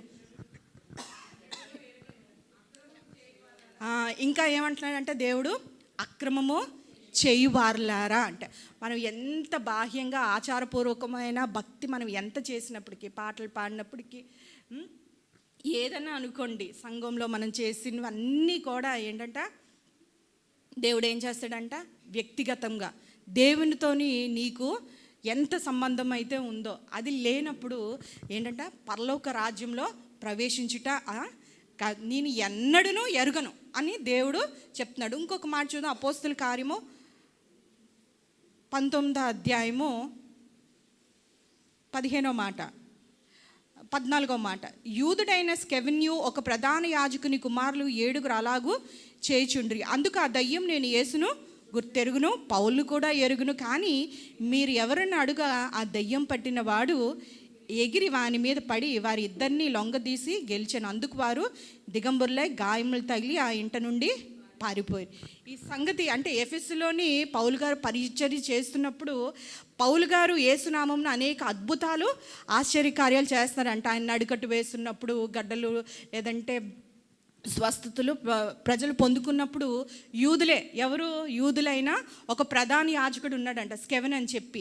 ఆయన యూదుడైనప్పటికీ, యూదులంటే యేసుక్రీస్తు వంశంలో వచ్చిన వారు అయినప్పటికీ, యేసునామంలో మెస్సయ్య అని ఎరిగినప్పటికీ, స్కెవెన్ ఒక ప్రధాన యాజకుడు ఉండినప్పటికీ కూడా వారి కుమారులు ఏం చేస్తున్నారంట, అట్లాగే చేస్తున్నారంట. యేసునామమున ఉచ్చాటన చేస్తూ చేతులేస్తూ దెయ్యంను వెళ్ళగొడుతున్నప్పుడు అప్పుడు ఏమంటున్నారంట, మేము పౌలుని ఎరుగును యేసుని ఎరుగును కూడా దెయ్యం మాట్లాడుతుందంట. పౌలుని ఎరుగును యేసుని ఎరుగును కానీ మీరెవరని అడుగగా అని చెప్తుందంట. యేసునామంలో. ఇప్పుడు చూడండి, మనం సౌలుకి, ఇజ్రాయెల్కి ఫిలిస్తీయులకి సమూయేలు కాలంలోని అవుతుంది పెద్ద యుద్ధం. అవుతున్నప్పుడు ఏం చేస్తారంటే, కొంతమంది మొదటగా వెళ్ళినప్పుడు వారు చనిపోతారు. చాలామంది అనేకమైన ఇజ్రాయేలు చనిపోయిన తర్వాత వీళ్ళు ఏం చేస్తారంట, దేవుని మందసాన్ని తీసుకెళ్ళి ముందుగా ఏంటంటే ఆ యుద్ధంలో పెడతారు. యుద్ధం ఏ శక్తి ఉంది, దేవుని మందసాన్ని ఉన్న పెడితే ముందు మొదటిసారి వెళ్ళి యుద్ధాన్ని చేయడానికి వెళ్ళినప్పుడు చనిపోయిన దానికన్నా మరీ ఎక్కువ మంది చనిపోతుంటారు. అంటే ఎటువంటి భక్తి అంటే దాని శక్తిని ఆశ్రయించలేని భక్తి. వీళ్ళెవరూ ఏంటి అంటే దేవుని నామాన్ని అద్భుతాలు చేయడానికి ప్రయాసపడుతున్నారు, నామాన్ని ఎరిగిన వారు. కానీ దేవుడు ఏం చెప్తున్నాడంటే, ఐ డోంట్ నో యూ, మీరెవరో నేను ఎరగను అని చెప్తున్నాను. అంటే వ్యక్తిగతంగా మీరు అందరికీ పాస్టర్ గారు తెలుసు, అవునమ్మా? మీ అందరికీ పాస్టర్ గారు తెలుసు. మీరు ఎరిగింది నేను ఎరిగింది డిఫరెన్స్ ఉందా లేదా? ఉంటుంది. ఎందుకంటే నేను దగ్గర నుండి నేను చూస్తాను కాబట్టి. సేమ్ థింగ్ ఎవరి రిలేషన్ అని మనందరికీ మోడీ తెలుసు, ప్రైమ్ మినిస్టర్ మోడీ తెలుసు, లేదంటే ఇంకెవరైనా తెలుసు. కానీ వారికి అత్యంత దగ్గరగా ఇంకా ఎరిగాము అని అనడానికి అత్యంత వారి అభిరుచులు కానీ, వారు ఏం తింటారు, వారు ఏ టైంలో పడుకుంటారు, అవన్నీ అంతర్గత విషయాలు ఎవరికి తెలుస్తుంది, వారి రహస్య జీవితం ఎవరికి తెలుస్తుంది? వారితో కలిసి సహచారం చేసిన వారు, వారితో కలిసి 24 గంటలు ఉన్నవారికే వారి జీవితాలు తెలుస్తూ ఉంటాయి. అట్లాగే దేవుడికి ఏదంటే, మనం దేవుడు నేను ఎరగను అని అంటాడు. అట్లాగా మన జీవితాలు ఉండటానికైతే దేవుడు మనం పిలవలేదు. కానీ ఏమంటున్నాడంట, మనం యేసయ్యతో వ్యక్తిగతంగా. ఇప్పుడు దావీదుని ఏమంటాడు, నా హృదయానుసారి. ఎవరు అంటే నా హృదయానుసారుడు అంటాడు. నా స్నేహితుడు అని అబ్రహాం పిలుస్తాడు. మోషేని అంటాడు నా ఇల్లంతటిలో నమ్మకస్తుడు. పౌలుని ఏమంటూ ఉంటాడంట, నేను ఏర్పరచుకున్న సేవకుడు అంటుంటా. అట్లాగా దేవుడు ఏంటంటే మనల్ని నా అనడానికి, మన సొంతంగా స్వకీయ జనముగా ఆయన మనల్ని ఏర్పరచుకున్నాడు, మనల్ని పిలుచుకున్నాడు కదా. అట్లాగా మనల్ని దగ్గరగా ఉండడానికి చూడండి, 17వ అధ్యాయంలోనే ఉంటుంది అపోస్తుల కార్యంలో. ఆయన మనలో ఎవరికి 17:28 పైన చూడండి, ఆయన మనలో ఎవరికి దూరంగా ఉండటానికి కాదు కదా. అందుకే దేవుని వాక్యాన్ని మనం ఎంతవరకు విలువనిస్తున్నాం, సమయం ఉన్నప్పుడే దాన్ని ధ్యానించుస్తూ ఉండాలి కదా. చాలాసార్లు ఈ సంవత్సరం ఇయర్ ఆఫ్ రిసీవింగ్ అనుకున్నప్పుడు మిగతా విషయాలన్నీ మన జీవితాల్లో మన కుటుంబాల అద్భుతాలు అవన్నీ చూసే ముందు ఏంటంట, మనం దేవునితో సరిచేయబడాలి. ఎంతమంది యుద్ధంలో చనిపోయారో సమూయేలు చెప్తాడు, ముందు మీకు మీ దేవుడికి సరిగా లేదు, మీరు దేవునికి మీరు సరిచేసుకోండి. ముందు దేవుని ఎడల మీరు యథార్థంగా లేరు మీరు, కాబట్టి అందుకే మీరు అపజయాన్ని చూసి ఉన్నారు. అందుకే మీరు దానికి మందసాన్ని తెచ్చినా ఏం లాభం, దేవుడే దిగొచ్చినా ఏం లాభం లేదు. ఏంటంటే ఆ భక్తి ఏంటంటే అసలు ఏంటంటే దేవుని ఎరిగిన వారన్న దేవునికి విరోధులై తిరుగుతున్నారు, దేవునికి ఇష్టానుసారం లేని జీవితాన్ని వారు జీవిస్తున్నారు. కాబట్టి వారు ఉన్న మందసాన్ని తెచ్చినా ఏంటంటే ఉపయోగం లేదు. దేవుని శక్తిని ఆశ్రయించుకొని దేవునితో వ్యక్తిగతమైన సంబంధము లేకుండా ఎన్ని అద్భుతాలు, ఎన్ని ఆశ్చర్యకార్యాలు, ఎన్ని అర్పణలు, లేదంటే ఎన్ని పాటలు, సంఘంలో ఎంత పరిచర్య చేసినా కూడా ఏంటంటే అది ఒక దినాన అది ఆ భక్తి దేవునికి ప్రీతికరమైంది కాదు. కానీ దేవుడు ఏం చేస్తాడంటే మిమ్మల్ని ఒక దినాన మిమ్మల్ని ఎరుగను అన్న స్థితిలోకి చాలామంది వెళ్ళి ఉన్నారు. అట్లా మనం చూసుకున్నాం మత్తయి సువార్త 6వ అధ్యాయంలోని కొన్ని వ్యక్తిగతంగా చేయటానికి దేవుడు రహస్యంగా చేయాలని మనుషులు కనబడి మీకు అందరికీ తెలిసే ఉంటుంది. 6వ అధ్యాయము 2వ మాట చూడండి. కావున నీవు ధర్మం చేయనప్పుడు 6:2 ధర్మం చేయనప్పుడు మనుషుల వల్ల ఘనత నొందవలనని వేషధారులు సమాజ మందిరంలోను వీధుల్లోనూ చేయలాగున నీ ముందర ఊదింపవద్దు, వారు తమ ఫలము పొంది ఉన్నారని నిశ్చయముగా కదా. వెన్ వీఆర్ గివింగ్ కదా, ధర్మం చేయనప్పుడు పరిసయ్యుల్లాగా వారి వలె చెయ్యొద్దు కదా, అందరికీ తెలిసేటట్టు చేయకూడదు కదా, అట్లా చేయకూడదు. కానీ ఏం చేయాలంట, ఇక్కడ ఒక మాట చూడండి, మనుషుల వల్ల ఘనత నొందవల్.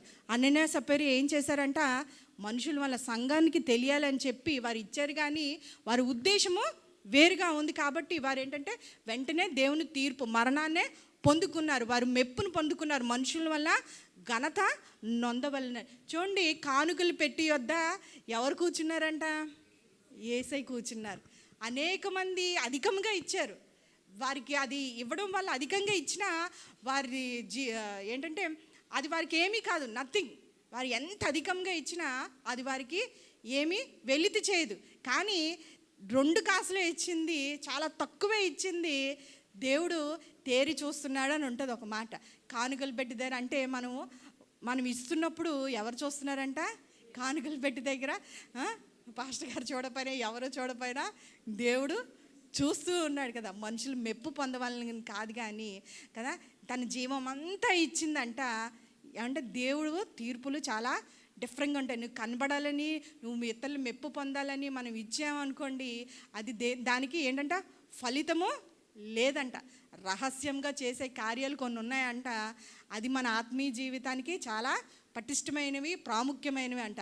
రహస్యంగా చేయాల్సిన దాంట్లో ఏంటంట, మన అర్పణ అర్పించేటప్పుడు ఏంటంట చాలా రహస్యంగా చూడాలి. కానుకలు పెట్టి దగ్గర దేవుడు చూస్తున్నాడంట కదా. ఇంకొకటి చూడండి, ప్రార్థన చేయనప్పుడు వేషధారుల వలె ఉండద్దు, మనుషులకు కనబడవలని సమాజ మందిరంలో వీధుల మూలలో నిలిచి ప్రార్థన చేయుట వారికి ఇష్టం. ఇప్పుడు పరిసయ్యులు నీతి, వారి నీతి కన్నా మన నీతి ఎక్కువైతేనే మనం పరలోక రాజ్యంలో వెళ్తాం. వీళ్ళ నీతి ఏంటంట, దేవుని వాక్యం అంతా తెలుసు వీళ్ళందరికీ. వీళ్ళే ఏంటంటే ధర్మశాస్త్రాన్ని బోధించేవారు, మందిరంలోని ధర్మశాస్త్రాన్ని బోధించేవారు. వారికి ఏంటంటే ఇప్పుడు మనకి వాక్యం కావాల్సింది డిగ్రీల్లో బీటీహెచ్ లేదంటే థియాలజీ అట్లా కావాల్సింది కాదు. మన వాక్యం తల క్రింద ఉండాల్సింది కాదు, కానీ చేతుల్లో ఉండాల్సింది కాదు, కానీ వాక్యం ఎక్కడ ఉండాలంట, మన హృదయాల్లో ఉండాలి, మన జీవితాల్లోని ఉండాలి. వీళ్ళకి అంతటికీ ఏంటంటే వీళ్ళకి వాక్యం తెలిసిన వారి డిగ్రీల్లోనే ఉన్నారు, మాటల వరకే ఉన్నారు, శాస్త్రులు పరిసయ్యులు. కానీ ఏంటంటే మనుషులకు కనబడవలనని కదా సమాజ మందిరంలో వీధి మూలలో నిలిచి ప్రార్థన చేయనప్పుడు ఎట్లా చేయాలంట, ఇంకొక మాట ఉందండి, గదిలోకి వెళ్ళి తలుపు వేసి రహస్యమందు నీ తండ్రికి ప్రార్థన. ఎట్లా చేయాలమ్మా, తలుపు వేసుకొని రహస్యమందు చూచి దేవుడు మనకి ప్రతిఫలము ఇస్తూ ఉంటారు. వీటి వల్లే కాకుండా సంఘంలోని దీర్ఘ ప్రార్థనలు చేయని ఒక దైవజనుడు అంటారు, దీర్ఘ ప్రార్థనలు చేయవారు అసలు ఇంట్లో ప్రార్థనే చేయరంట కదా. సంఘంలో 15 నిమిషాలు చేస్తే ఖచ్చితంగా మనం అది మంచిదే సంఘంలో చేయడం, కానీ ఏంటంటే ఇంట్లో అంతకన్నా ఎక్కువగా చేయడము అది ప్రాముఖ్యమైనది. ఇంట్లో వ్యక్తిగతంగా మన ఒంటరిగా తలుపులు వేసుకొని రహస్యంగా చేయడం అది మన ప్రాముఖ్యమైందని ఇక్కడ చెప్తుంది. సంఘంలో చేయకూడదని కాదు, కానీ బాహాటంగా చేసిన దానికంటే మనం వ్యక్తిగతంగా ఆ ప్రార్థనకి మనము ఎక్కువ ప్రాధాన్యత ఇవ్వాలి. తర్వాత కింద ఇంకొక మాట ఉంటుంది, మీరు ఉపవాసం చేయనప్పుడు వేషధారు వలె దుఃఖముఖులై ఉండకుడి, తాము ఉపవాసం చేయుచున్నట్టు మనుషులను కనబడవలనని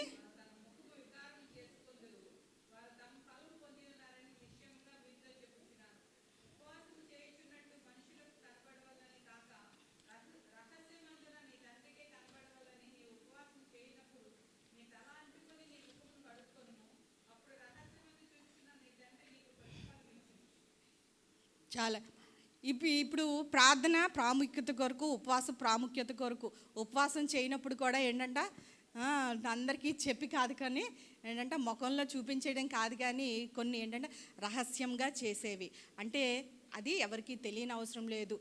ఎప్పుడు దేవుడు ఇక్కడ ఈ 3 విషయాలు ఏం చేస్తున్నాడంటే, ఒక విషయాన్ని కామన్గా ఏం మాట్లాడతాడంటే, దేవుడు మన రహస్య జీవితాన్ని చూస్తాడని. చూడడం మట్టు కాదు, కానీ దానికి ఇక్కడ 3 దగ్గర కూడా చూడు, మీ తండ్రి మీకు ప్రతిఫలము ఇస్తాడు. చూడండి 4వ మాటలో, అట్లయితే రహస్యం ముందు చూచి నీ దేవుడు నీకు ప్రతిఫలము ఇచ్చును. ఆ కిందను కూడా ఉంటుంది, మీ దేవుడు మీ ప్రార్థనకు మీరు ప్రతిఫలం పొంది ఉన్నారని. కింద ఉపవాసం ఉన్నప్పుడు కూడా రహస్యం ముందు చూచుచున్న నీ దేవుడు నీకు ప్రతిఫలము ఇచ్చును. మన అంతరంగ జీవితానికి, రహస్య జీవితానికి, వ్యక్తిగత జీవితానికి, క్రైస్తవ జీవితంలో మనము ప్రాముఖ్యత లేని వారు ఎట్లాగుంటారంట, బయటికి కనబడాలని, ఎవరికైతే ఈ ఆత్మీయ రహస్యమైన ఆధ్యాత్మిక జీవితం మీద శ్రద్ధ ఉండదో వారు ఎటువంటి వారు ఉంటారంట, బయటికి తాను చూపించుకోవాలని, బయటికి తమను తాము గొప్ప చేసుకోవాలని, మనుషుల మెప్పు పొందాలని ఉండేవారు. వాళ్ళకి రహస్య జీవితం లేదు కాబట్టి వారు తగ్గరు, దేవుని మహిమపరచరు. కానీ వారు ఇతరుల ముందు మెప్పు పొందకాలని ప్రయాసపడుతూ ఉంటారు. చూడండి, పేతురు అయితే ఆయన పత్రికలన్నింటిలో ఎక్కడంటే నిరీక్షణ కొరకు రాస్తాడు. అవునా? పేతురు తన తర్వాత తన పత్రికలు చూసినప్పుడు ఎక్కువ నిరీక్షణ కోసమే రాస్తూ ఉంటాడు. ఆ తర్వాత యోహాన్ చూస్తుంటే ఎక్కువ ప్రేమ కొరకు రాస్తూ ఉంటాడు. యోహాన్ సువార్తలు 5 పత్రికల్లో లేదంటే 5 సువార్తల్లోని మిగతా పత్రికల్లోని ఏమని రాస్తూ ఉంటాడంట, యేసుకు దగ్గరగా ఉన్న స్నేహితుడు, రొమ్మున ఆనుకున్న స్నేహితుడు కాబట్టి ఆయన ప్రత్యక్ష అంత్య దినాల కోసం ప్రత్యక్షత కలిగి ఉంది, ప్రేమ కొరకు మాట్లాడుతూ ఉంటాడు. ఇంకా ఏం చెప్తూ ఉంటాడంటే, ఈ 4 సువార్తలు ఒక రకంగా ఉంటాయి. ఎప్పుడన్నా యోహాన్ సువార్త చదివినప్పుడు ఏమని తన్ను తాను పేరైతే ఎక్కడ మాట్లాడు, ఎట్లా ఉంటుంది, వేరొక శిష్యుడు అని ఉంటుంది. ఎప్పుడన్నా చదవండి, వేరొక శిష్యుడు అని ఉంటుంది, లేదంటే యేసు ప్రేమించు శిష్యుడు అని అంటే. అట్లాంటి వారు దేవునికి దగ్గరగా జీవించిన వారు కదా, యేసుని ఎక్కువగా ప్రేమించిన వారు, యేసుతో ఎక్కువగా అంతర్గత శిష్యుల్లో కదా 70 మంది 12 మంది 3 మందిలోని యోహాను ఒకడు వాడు. అంతకన్నా ఏంటంటే తన తల్లి బాధ్యతను అప్పచెప్పిన శిష్యుడు, ఇంకా రొమ్మున అనుకున్న శిష్యుడు. కాబట్టి వీళ్ళెవ్వరికీ లేనిది మిగతా వాళ్ళందరికన్నా, ఈ మిగతా ఇద్దరికన్నా యోహాను మీద బాధ్యత ఎక్కువ ఉంది. దేవుడు ఏంటంటే తన అంత్యకాల ప్రత్యక్షతలు ఎవరికి ఇచ్చాడంట, యోహానికే ఇచ్చి ఉన్నాడు. అందుకే అటువంటి వారు ఏం చేస్తారంటే వ్యక్తిగత జీవితం మీద శ్రద్ధ కలిగిన వారు, దేవునితో అంటుకట్టుబడిన అన్యోన్యమైన సావాసం కలిగి జీవించాలని ప్రయాసపడరు. ఒంటరితనంలో వ్యక్తిగతంగా దేవుడు నా తండ్రి అని పిలిచే అధికారం కలిగి అటువంటి ధైర్యంతో మనం ముందుకు వెళ్తున్నప్పుడు వారు ఏం చేస్తారు, వారు తగ్గుతారు. ఏంటంటే యేసయ్య కనబడుతూ ఉంటారు. వారి జీవితాల్లో ఏంటంటే ప్రభువుని చూపిస్తూ ఉంటారు. అందుకే ఏమంటుంటారంట, నేను కాదు ఏంటంటే ఇక్కడ ఏమంటూ ఉంటాడంటే, ఇక్కడ అంతా చదవండి యోహాను సువార్తలోని కనబడ్డు, యోహాను పేరే ఉండదు కదా, మరొక శిష్యుడు అని ఉంటుంది, యేసు ప్రేమించు శిష్యుడు అని ఉంటుంది.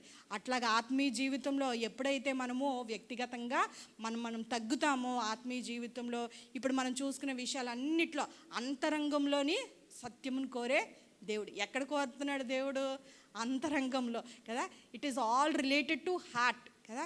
బాహ్యాన్ని చూసే దేవుడు, బాహ్యాన్ని చూసి మనకి తీర్పుని తీర్చే దేవుడు కాదు, ప్రతిఫలం ఇచ్చే దేవుడు కాదు, కానీ బయటికి కనిపించే భక్తి కాదు కానీ మంది ఏంటంట యేసయ్యలో వేరుపారిన జీవితం. హోషియా రాసిన గ్రంథంలో ఒక మాట 14 లెబనోను వలె వృక్షముల వలె వేరు తన్నుంటంట.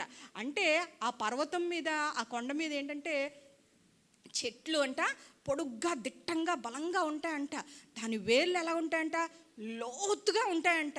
అంటే వాటివి ఏంటంటే దేవునిలో ఉన్నాయి కాబట్టి బయటికి అట్లాగా ఉంటాయి. తుఫాన్ వచ్చినప్పుడు తుఫాన్లోని ఏ చెట్లు అయితే లోతుగా వేర్లు ఉన్నాయో ఆ చెట్లు తప్ప మిగతా చెట్లన్నీ మన వైజాగ్లో మనం చూసాం కదమ్మా కదా. అట్లాగే దేవునితో వ్యక్తిగతంగా మనము వ్యక్తిగత జీవితాన్ని మనం జీవించడానికి ప్రయాసపడి, మరి ప్రాముఖ్యంగా ఈ దినాల్లో ఏంటంటే మనము మన విశ్వాసానికి అనేకమైన సవాళ్ళు, హింసలు, ఇతరులు మన విశ్వాసం అడిగినప్పుడు మనం వారికి సాత్వికంతో మన విశ్వాసం కోసం మనము డిఫెండ్ చేసుకోవాలన్నా కదా.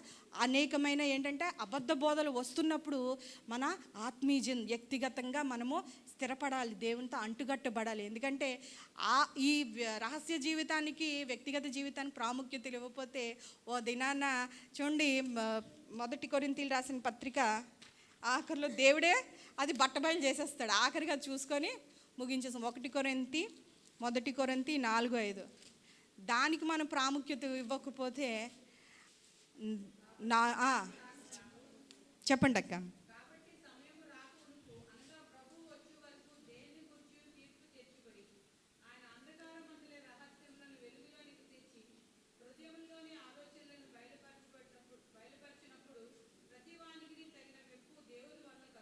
చాలక్క, ఇక్కడ చూసారా, దాన్ని మనము ఏంటంటే దేవుడు చూడట్లేదులే అని మన ఇష్టానుసారంగా మనం జీవించినట్లయితే అంధకారమందు రహస్యాలన్నీ తీసి ఏం చేస్తాడంట, ఇవన్నీ రికార్డింగ్ అవుతూనే ఉంటుందంట. దేవుడికి ఇప్పుడు మన ఫోన్లోని జీబీ అయిపోతే ఫోన్లోని ఫొటోస్ అన్నీ డౌన్లోడ్ అవ్వవు, అవి స్టోర్ చేయదు కదా. అట్లాంటి జీబీలు ఏమి ఉండవు దేవుడికి. ఇంకా దేవుడికి ఏంటంటే రికార్డింగే, మనం ఇక్కడ ఏం మాట్లాడుతున్నామో ఏం చేస్తున్నామో కదా, రహస్యంగా మనం చేస్తున్నాం అన్నిటినీ కూడా దేవుని దగ్గర ఒక రికార్డు ఉంటుందంట. అంధకారం మంది రహస్యమును వెలుగులోకి తెచ్చి హృదయములను ఆలోచనలు ఉద్దేశంలు ఆలోచనలు కూడా దేవుడు దినాన బయలుపరుస్తాడట ప్రతి వానికి. అప్పుడు బయలుపరిచిన తర్వాత వానికి దేవుని వల్ల మెప్పు, దేవుని వల్ల కలుగును కదా. మన భార్యతో, మన భర్తతో కానీ, మన బిడ్డలతో కానీ, మన బాస్తో కానీ, ఉద్యోగంలో ఉన్న వారితో కానీ, వారితో రిలేషన్స్ ఉన్న దానికన్నాను అదృష్టమైన దేవునితో ఏంటంటే మనము వ్యక్తిగతంగా మనకి సంబంధం ఉండాలి ఖచ్చితంగా కదా. అటు సంబంధం ఉంటే పరిస్థితులన్నీ వేరైనప్పుడు, శ్రమలు వచ్చినప్పుడు, కష్టం వచ్చినప్పుడు ఏంటంటే ఎవరి దగ్గరికి వెళ్ళగలమో. నాకైతే నేను రక్షణలోకి వచ్చిన తర్వాత కొన్ని పరిస్థితులు అయిపోయిన తర్వాత డాడీ దగ్గరికి వెళ్ళి అన్నీ చెప్పుకునేదాన్ని. చెప్పిన తర్వాత హీ వాజ్ మై స్ట్రెంగ్త్ అని అనేదాన్ని. ఎవరైనా అడిగితే my daddy is my strength. ఎందుకు అనేక పరిస్థితుల్లో డాడీ నా పక్షాన్ని, నా లైఫ్లో నా పక్షాన్ని నించున్నారు కదా.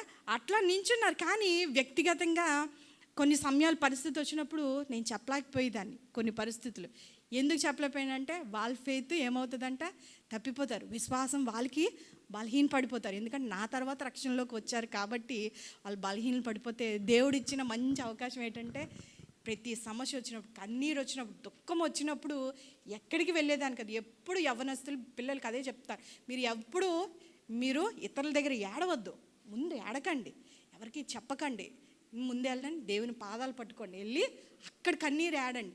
దేవుడు ఇతరులు అయితే హేళన చేయొచ్చు, వినకపోవచ్చు, విన్నట్టే ఉండొచ్చు, తర్వాత మర్చిపోవచ్చు, కానీ దేవుడి సన్నిధిలో కాచిన ప్రతి కన్నీరు దేవుడు చూస్తాడు. అటువంటిది అనేక సమయాల్లోని పరిస్థితులు అయితే వెంటనే మారిపోలేదు, కానీ నేను ప్రార్థన చేసినప్పుడు కన్నీరుగా ఆ వ్యక్తిగతమైన నా తండ్రి, ఇప్పుడు నేను అన్నాను కదా, అట్లాగా నా తండ్రి ఇప్పుడు ఆ ప్లేస్ని అంతకన్నా నా పరలోకపు తండ్రి దాన్ని భర్తీ చేశాడు నా జీవితం. ఖచ్చితంగా చెప్పగలను. అటుకంటే వ్యక్తిగతమైన సంబంధము మనము కలిగి ఉండాలి. ఎందుకంటే స్త్రీలం కదా, సమస్యలు, పోరాటాలు లెక్కలేనని వస్తాయి. ఇంట్లో పోరాటాలు, బయట పోరాటాలు ఉంటాయి.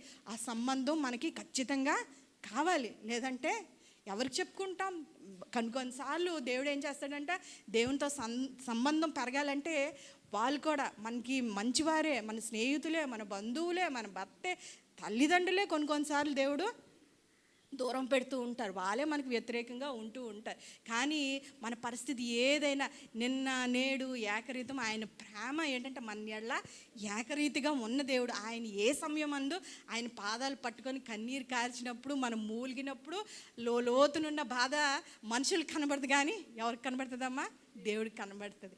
ఆ శ్రమల్లోని దేవుడు ధైర్యం ఇస్తాడు. తల నిరుగుతున్నట్టు ఉంటుంది, కన్నీళ్ళు తుడిచినట్టు ఉంటుంది. మరలా ఏంటంటే నువ్వు పోరాటం చేయడానికి శక్తి పొందుకుంటావు. మళ్ళా రాని జవాబులు, ప్రార్థనలో గెలవలేకపోతున్నాం, కుటుంబంలో గెలవలేకపోతున్నాం, నిల్చోలేకపోతున్నాం, నా బిడ్డలు అన్ని వ్యతిరేకంగా ఉన్నప్పటికీ కూడా ఒక ధైర్యం ఏంటంటే నా పక్షాన నా దేవుడు ఉన్నాడు, నా పక్షాన నా దేవుడు యుద్ధం చేస్తాడని ధైర్యం. అటువంటి వ్యక్తిగతంగా ఉండాలంటే ఆ స్ట్రాంగ్ రిలేషన్ దేవుడితో ఉండాలి. అది ఎలా వస్తుందంటే అనుదినము పౌలు అంటాడు కదా, అనుదినము నేను అంతరంగ పురుషుడు నూతన పరచబడాలి. వారానికి వచ్చినప్పుడు, నెలకు వచ్చినప్పుడు, క్రిస్మస్కో మనం అట్లా లేం, కానీ కాదు కదా, అట్లా వారానికి వచ్చి లేదా కాదు, కానీ అనుదినము మనకి మీటింగ్స్ ఉండవు, అనుదినము సంఘానికి రాలేం. కానీ వ్యక్తిగతంగా ఏం చేయాలంట, నిజమే చాలా బిజీగా ఉన్నాం, మన బాధ్యతలు, పోరాటాలు చాలా బిజీ. కానీ మా అత్త ఏం చేసింది, అనేక పనులు పెట్టుకొని ఇసుకుపోతుంది, తొందరపడిపోతుంది. కానీ మరి ఏం చేసింది, మిగతా పనులన్నీ దే వెరీ గుడ్, చాలా అవసరమే, మనం లేకపోతే అవి జరగవు. కానీ మరి ఏం చేసింది, ద బెస్ట్, మంచిదే, అవన్నీ మంచివే, ఆ పనులు మంచివి, బాధ్యతలు మంచివి, చెయ్యాలి, గడవదు, అవన్నీ కరెక్టే, అవన్నీ మంచివే. కానీ శ్రేష్టమైనది ఏం చేసింది మార్త, దేవుని పాదాల చేత she choose the best thing.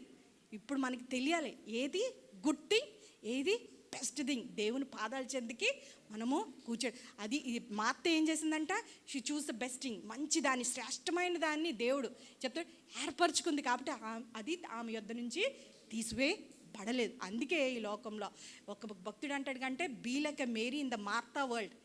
ప్రపంచం మార్తలాగా ఉంది. అనేకమైన పనులు మనల్ని పిలుస్తూ ఉంటే, పరిస్థితులు పిలుస్తూ ఉంటే, బాధ్యతలు పిలుస్తూ ఉంటే, మనం లేకపోతే అవ్వదు అన్నట్టు ఉంటుంది. కానీ అటన్నిటి మధ్యలో కూడా కొంచెం సమయం నువ్వు నిలబడాలి, నువ్వు నిలదొక్కుకోవాలి, వాటిని మళ్ళీ పోరాటం చెయ్యాలి. ముందుకు వెళ్ళాలంటే ఏం కావాలి?